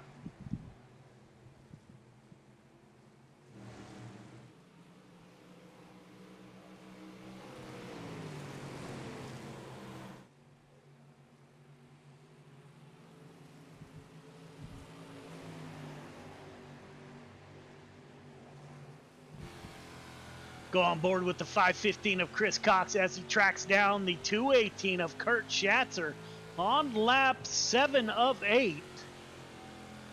Running a little bit lower than Schatzer, makes up a little ground at the exit of turn 4 there. We get the white flag. Gavin Chatham in control of the field up front. The 24 car showing the way. Over a second gap between himself, the 218 of Kurt Schatzer. Coming off of turn 4, it will be Gavin Chatham, Kurt Schatzer, Chris Cox, Dean Reynolds, Jeffrey Kemper, Joshua Butler. Got to talk to Joshua, see how that round wheel worked instead of the F1 wheel he was working. 3 minutes of warm-up. We will be right back. The goal at any given race is, of course, to win. And CrowdStrike, AWS, and DXDT were fortunate to achieve championship-winning results in 2020. We're extremely proud to be partnering with Operation Motorsport through our racing initiatives. Their program seeks to place military veterans in various positions inside a real racing team. The experience aids in their retraining, recovery, and rehabilitation. So my name is Chad Failing. I'm a staff sergeant retired out of the United States Army. I am with Kevin Boehm under DXDT. You're getting creative. You're getting taught to think outside of the box. We couldn't be more proud to be affiliated with this great program. In the spirit of giving back to the community and creating meaningful opportunities, we're committed to building a diverse motorsports platform with the amazing men and women who have served our country.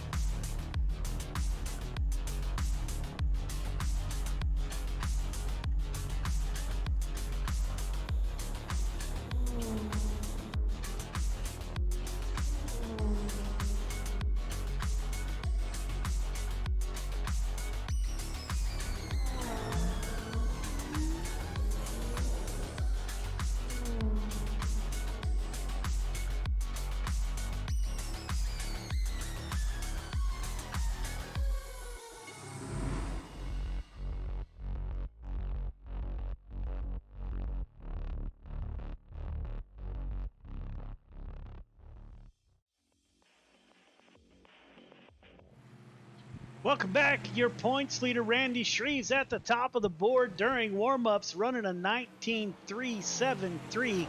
Chris Cox, those two 1-2 in the points, run 2 during warm-ups.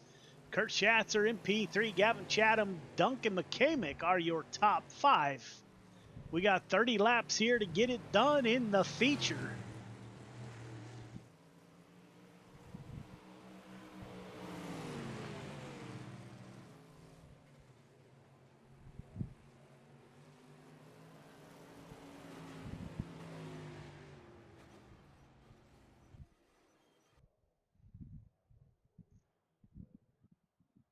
Feature to the grid, please. Falero and Chatham on the front row. Shreve Schatzer in row 2. Barry Cox in 3. McCamick Reynolds in row number 4. Christopherson Kemper in 5. Zimmer Butler in 6. Vitaly Wentz in 7. Hines and Morano round out your field of 16 drivers. All right, drivers, welcome to the feature. Got 30 laps to get it done. Your initial start is just like your heat races on the green flag. Do not jump the start. Do not pass before the start-finish line. Again, you got 30 laps to get it done. Race hard, race clean. Let's end this on a good note. Put on a heck of a show. Good luck.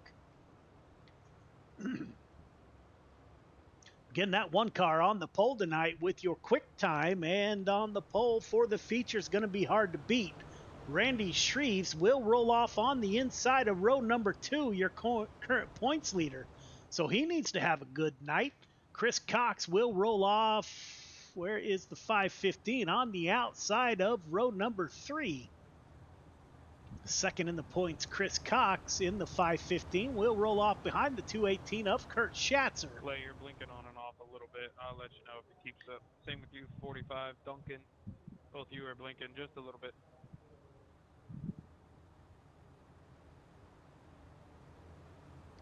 We do have one to go to green. 30 laps of action here at Williams Grove.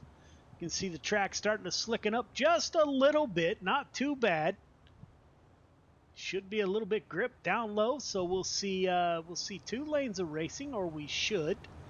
Looks like everybody in the heat race has moved up high, worked that high side, which used to see in the bottom side early on.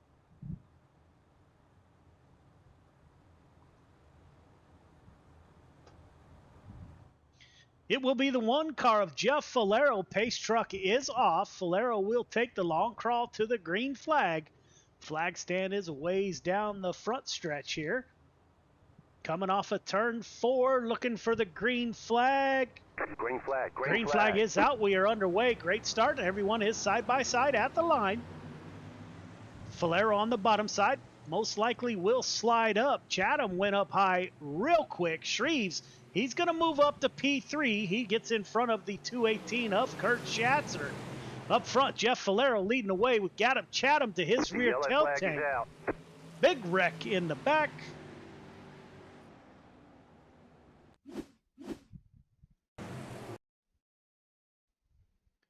Not sure who was involved, but we're 3 wide in the back. Coming into turn 3. The 45 got into the fence, sends Clay Christopherson, collects Anthony Morano. 45 EOL. Somebody lost a tire there.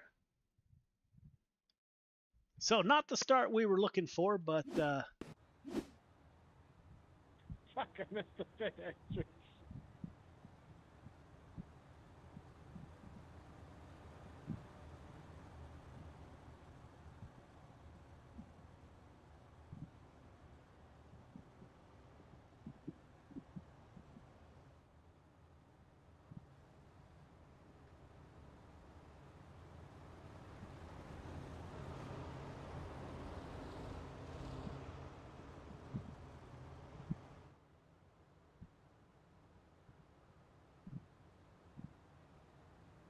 Jeff Falero at the front of the field. Are you guys still on 2 or 1 to go? Should be 2, Clay.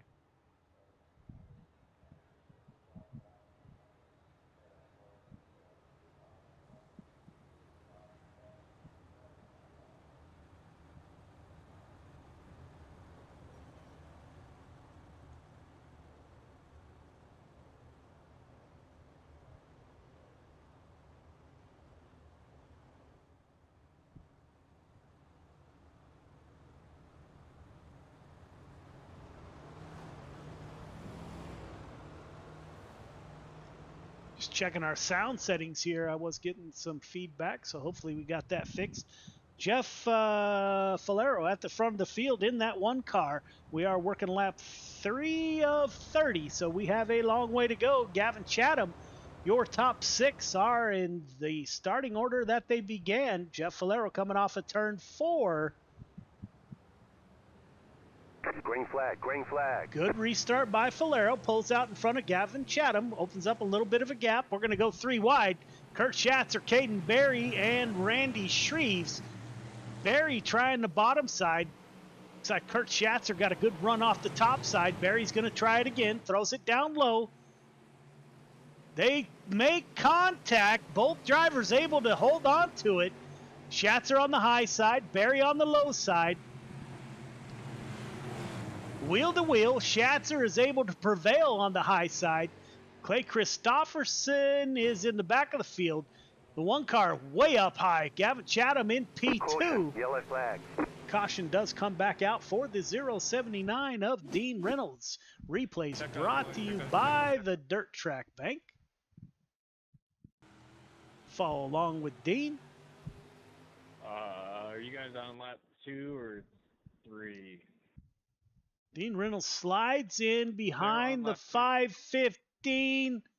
515 comes down.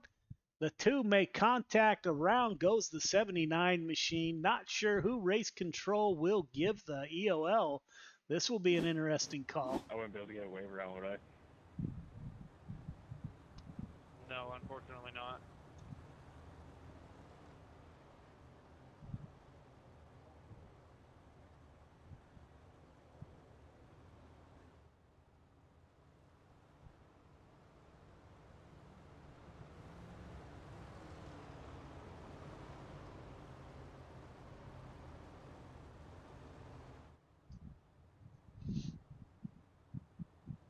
Lights are still on the pace truck.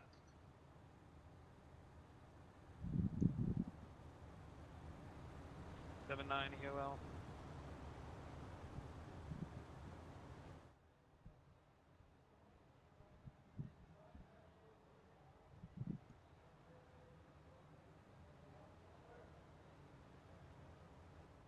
I got a black flag for entering closed pits, but I had to for damage. I don't know what to do about it.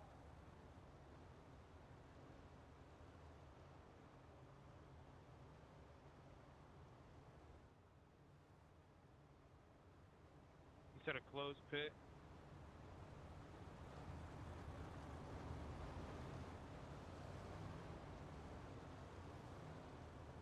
Yeah, sorry, closed pit, yeah.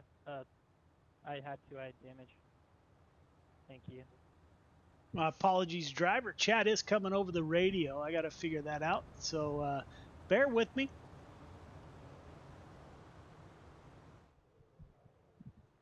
Jeff Valero will start once again, coming off of turn 4. One car is off. Gavin Chatham currently in P2. Randy Shreves in P3. Looks like all the action's in the back of the field. We'll go back with Logan Wentz in the 418 machine. Yes, he battles it out behind Michael Vitale. Now we got lined up nose to tail tank. Who's that sliding down low?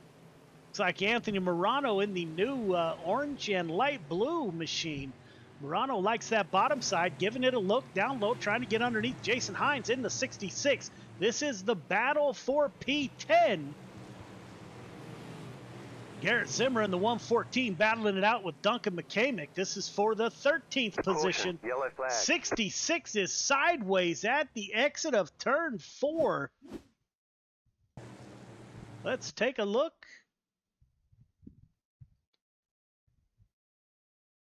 He's running behind between the 320 and the 66. No EOL. Morano here.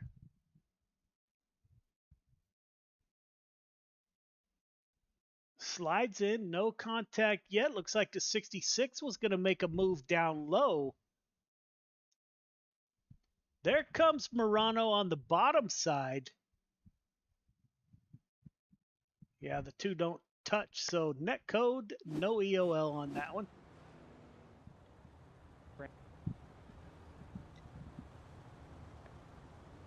Say again, 45.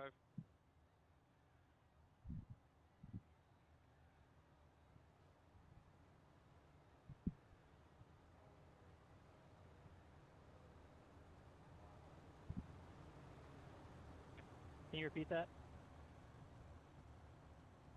You keyed up. I thought you were trying to say something to me, trying to get me to do something or something like that.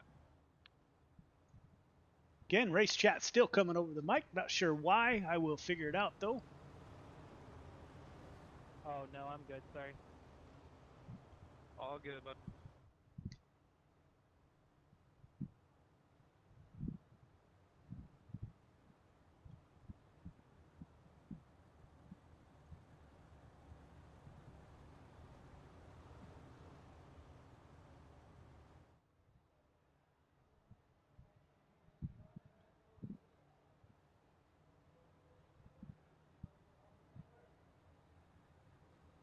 Jeff Valero still at the front of the field, working lap 6 of 30. We got a long way to go. It's been a long night already. Let's see if these drivers can pull it together and save the evening with putting on a good show here in the last 23 laps or so.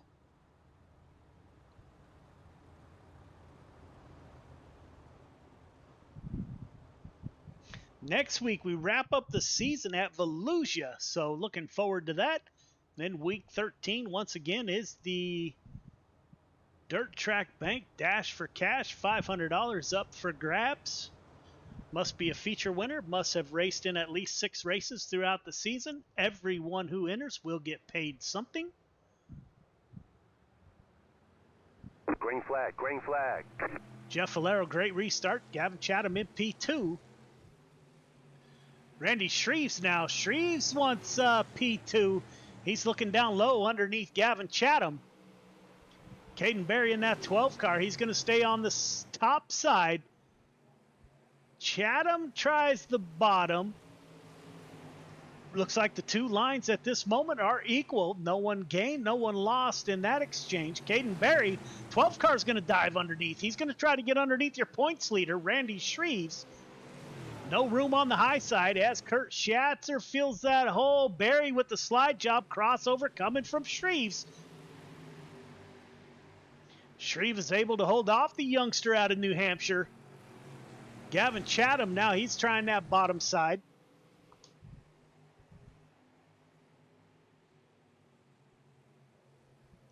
Gavin Chatham down low.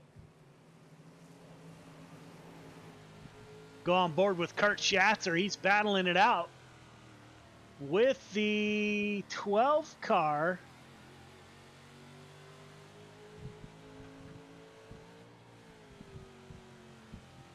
Caden Berry with the slide job. Crossover coming. Little bit of contact there, but both drivers are able to drive away from it. Berry thinking about a slide job again.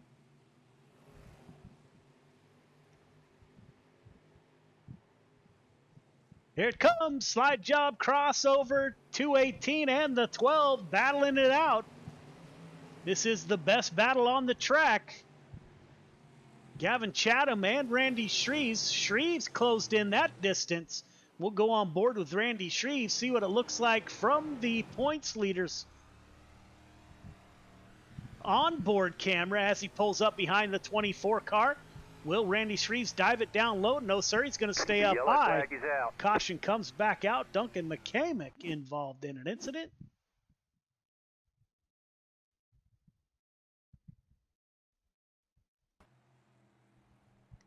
.45 running down low. Dean Reynolds up high. No contact made there. 45 dives it down low. Gets on the brakes to stay off the 79. Goes around all by himself.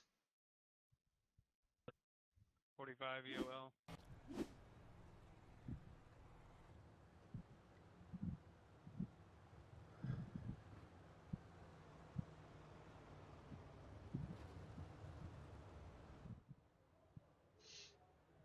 Jeff Valero still at the front of the field.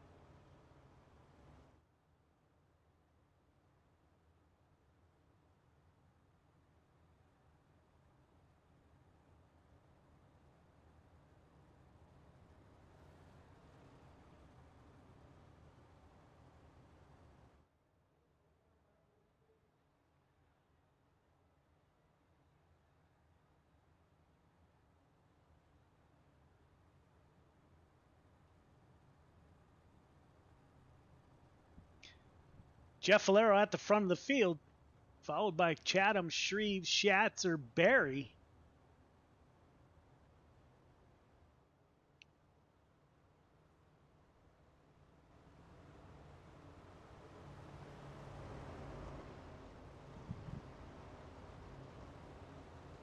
All right, drivers, going green here. Back of the pack, tighten it up for me if you can, please.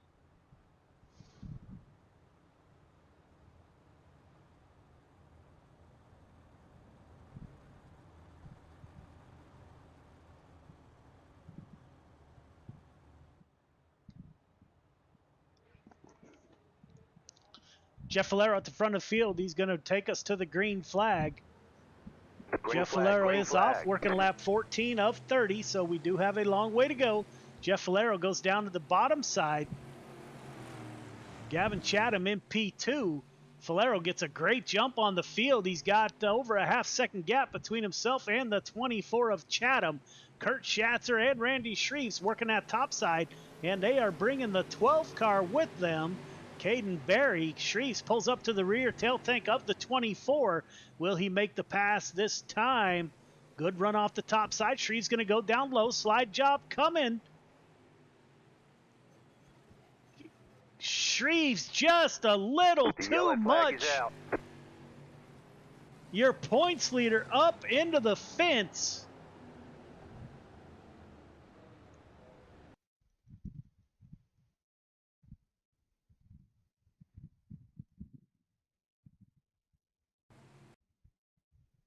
Randy Shreves pulls down on Gavin Chatham.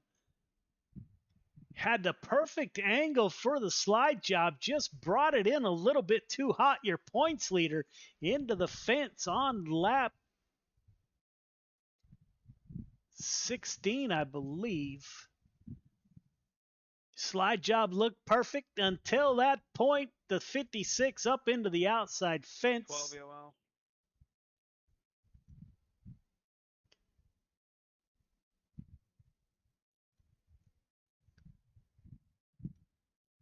I was already in the back, but what did I do there for that, y'all?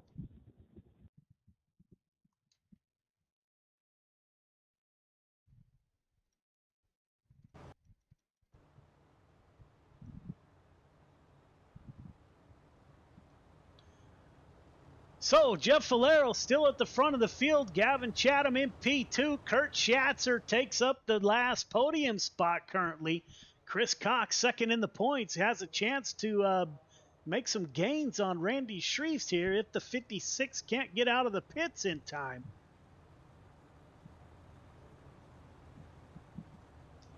Looks like Randy Shreves will go one lap down as the pace truck has just gone by. Working lap 16 of 30.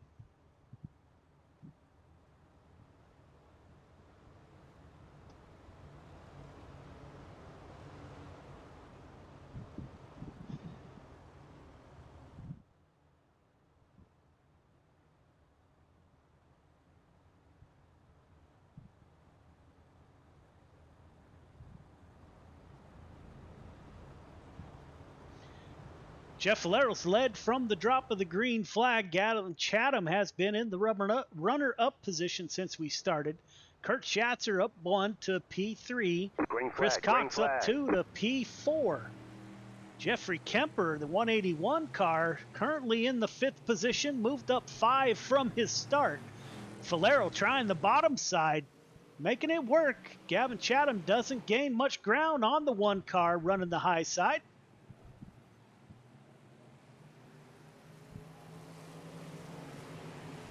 That is the 181 down low, trying to get underneath second in the points. Chris Cox in the 515.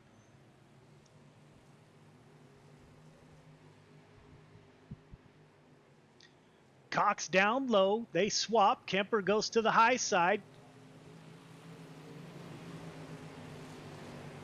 Dean Reynolds in the 079, still battling it out with Logan Wentz. Randy Shreves back in the race. Heard somebody get into the fence. Not sure who that was.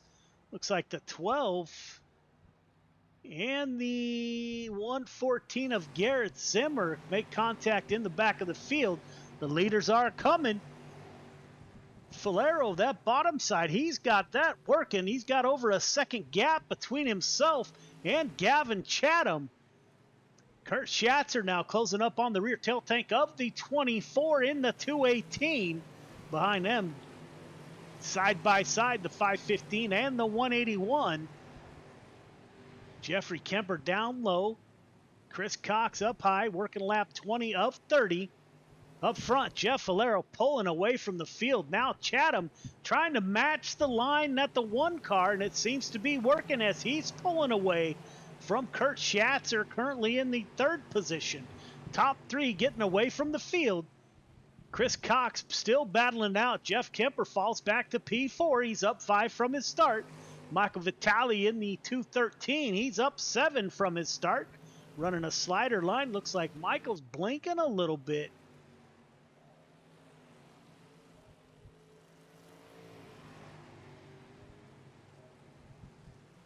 Looks like we lost Michael Vitale. Jeff Valero still at the front of the field, working lap 22 of 30. Now Gavin Chatham has gone down low. Kurt Schatzer still on the high side. Those are your top 3. Chris Cox in the 515, currently running P4 with Jeffrey Kemper, driver out of Oregon, in the 181 machine, currently running P5. Dean Reynolds up to P6. Don't look now, your points leader is coming, closing in on the back up to 079 of Dean Reynolds. Randy Shreve's going to try to get all the positions he can get here. Sliding up, closes in on the rear tail tank of Dean Reynolds. Reynolds holding him off, coming into 3 and 4. What will they do? Reynolds goes down low. Shreve stays up high. Will Shreves get a run off the top side? Dean Reynolds leaves room for the 56 car. Lets Randy Shreves go by. Puts Shreves back up to P6. Up front, Falero running away with the show.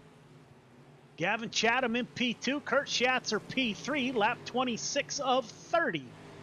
Second in the points.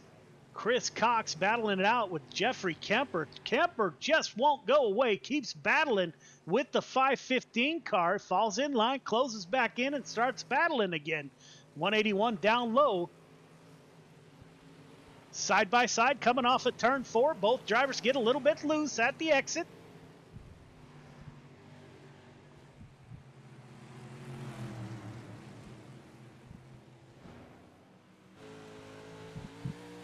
Shreves dives it down low. 515 car is up high, side by side. Sounds like the 515 got into the wall a little bit there. Up front, Falero, you're not missing much up front. Although he's getting in lap traffic here. Gavin Chatham has closed that gap a little bit. Garrett Zimmer on the outside in the 114. Chatham running the bottom side.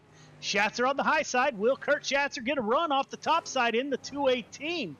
Can't quite get it done this time. We will go on board with Kurt Schatzer. He will make the pass on the high side. Can he avoid the 114 in front of him? That is lap traffic. Zimmer lap traffic is running the high side. Chatham on the bottom side. 1 to go. Jeff Falero with your lead, followed by Kurt Schatzer and Gavin Chatham. The battle will be for P2. Coming off a turn 4, it's Schatzer. Falero, Schatzer, Chatham. Top 3 start finish line, please. Top 3 start finish line.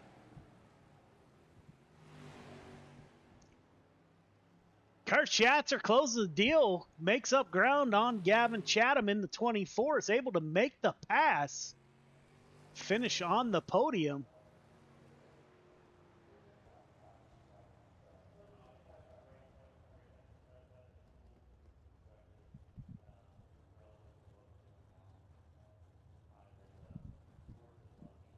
Gavin, can you pull up? Yeah, I was just waiting for them to get in line. All right, fellas, don't forget to go up for interviews. So there you have it. Jeff Falero starts on the pole, sets your quick time, starts on the pole, leads from flag to flag. We will get a word with those drivers here momentarily. Gavin Chatham, he started on the outside of pole, drove the 24 in P2 for most of the night, comes up 2 positions short from a victory. Gavin, this is Joe. You got me? Hey, Joe, how's it going? Man, that was a long night, my brother.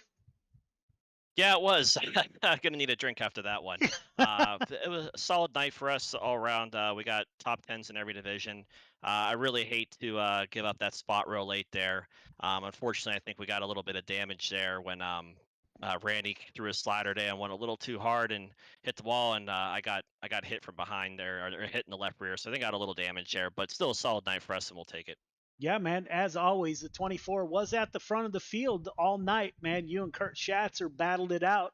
As you said, so you think the car was going away late, huh? I just think that that damage wasn't really helping me hit my line right, and it's just something that didn't feel right with the car, the steering a little bit. The car felt down on the left a lot more than it normally does, so I think that was it. The track was going away. If you hit the bottom right, you're really fast, and I was hitting it right there, and I felt like I was catching Jeff, and then I started overdriving the corner, and I messed myself up. But congratulations to Jeff. He's a great racer, and he's always fast, and he's tough to beat, and he definitely earned that one for sure. Man, another podium for you, my brother. Who do you want to thank? Joe, thanks for putting this on. You do an awesome job every week. It's fun coming out here racing. Clayton, nice job tonight. He had his hands full for sure, and it's always appreciated with the help he gives with adminning and doing the cautions and stuff. I want to thank Northeast Outlaw Motorsports, Chatham Motorsports, Mike Schick Motorsports Design, Velocity Race Design for doing giving us an awesome wrap. I feel like I'm forgetting somebody, but I think that's everybody. I always forget somebody, I feel, but I want to thank everybody for doing that. Thanks everybody for coming out watching tonight. I hope we had some good races for you. I know it was kind of rough tonight, but that's Williams Grove. It's a tough track, and I don't know, maybe there's something out in the water in Pennsylvania tonight. I don't know. Yeah, man, you need to make a list of all these sponsors, and it might just be a full moon, man. I'm not sure, but another great night for you, man. As always, thank you for your support of Gears Unlimited Friday Night Lights. Another great showing by the 24 car, and I wish you a great weekend. Thank you too, Joe, and everybody else. Have a nice weekend. Unfortunately, this will be our last showing. We're not going to make next week. Fortunately, one of my friends has to get married, so I'll be at that. So unfortunately, I'm going to miss the championship night. So good luck to everybody next week in the championship, and congratulations to our champions, whoever's locked it up so far. Are you going to join us for the Dash for Cash? We will see. I might have a trip for Port Royal planned out. I'm not sure. We're going to see what happens, but I'll keep you posted on that. All right, man. Have a great weekend. All right, you too. Thanks. Thank you, everybody.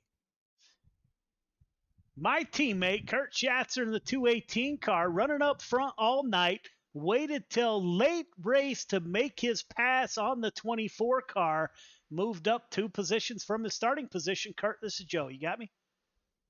Yeah, I hear you, Joe. Man, talk us through your night, man. Oh man, it was a good night. Williams Grove. It's one of my favorite tracks here. Actually, it's about 10 minutes down the road from where I live, so it's a bit of a home one for me. Just a shame. I just came one spot away from the win there. Yeah, man, you closed that gap pretty quick. Gavin Chatham said his car went away, but the 24 went down low, as did Falero. You stayed on that high side as you typically do, man, and you made up great ground on the 24 car. Another great showing for the 218.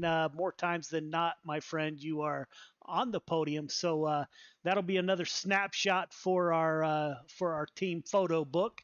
You got anybody you'd like to thank for your podium? Yeah, I got to thank our sponsors there, Dirt Track Bank. They do a lot to help dirt track racing around the country here, and Got Your Six Racing Network, all the boys on the team there, Hammer Down Racing, Brandon Templeton, Brian Dickens, and you for setting everything up for us and bringing us to the league here, giving us a place to race, and everybody watching at home. Yeah, man. And I got to say, for those of you out there that don't know, Kurt has been with me from almost the beginning. He was on the second driver on the team. So, Kurt, man, from the bottom of my heart, brother, I greatly appreciate all the support you've given me over this journey that we have been on, man. And I can't wait to see what the future holds for us, not as only as a race team, but now that we're doing broadcasting. And man, you and Brandon and Brian and Carson are just godsends, man. So good shout out to you, my brother. Thank you, as always, for the support over the last couple of years. This wouldn't have been possible without you cats. Absolutely. Good things to come. Yeah, man. So have a great weekend, my brother, and we will, I'll probably talk to you later on tonight on Discord. Sure. Yep. Have a good night, man. Have a good weekend. So there you have it, ladies and gentlemen. There is week 11. It was a long one at Williams Grove, but we did wrap it up with a good finish in the sprint car division. Next week, we're at the season finale at Volusia to settle the championships for the divisions. Then following that, week 13, we're running a regular Friday Night Light program, but only 4 feature winners and drivers who have run in at least 6 races throughout this season will take to the track for the nearly $500 Dash for Cash, brought to you by the Dirt Track Bank. So hope you guys put that on your calendar. We'll have an interview with the president of the Dirt Track Bank. So really looking forward to that. Thank you all for tuning in tonight. And until next time, we will see you. 1, 2, 3. I love it, Molly. They say it's a matter of time, 1,000 days and the sun won't shine before I come back to you. For your love I will go far, I wanna be wherever you are. I know I'm coming back for you. Brother, it's good to see you. My love is a river long, the best ride in a million wrongs. I know I'm coming back to you. And I'm happy, nothing's going to stop me.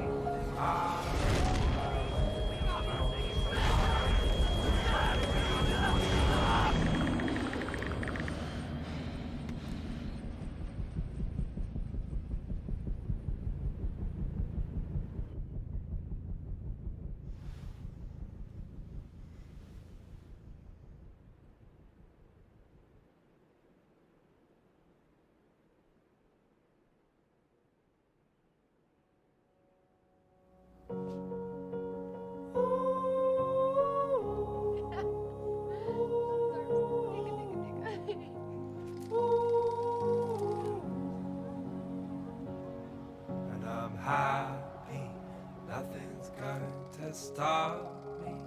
I'm making my way home. I'm making my way.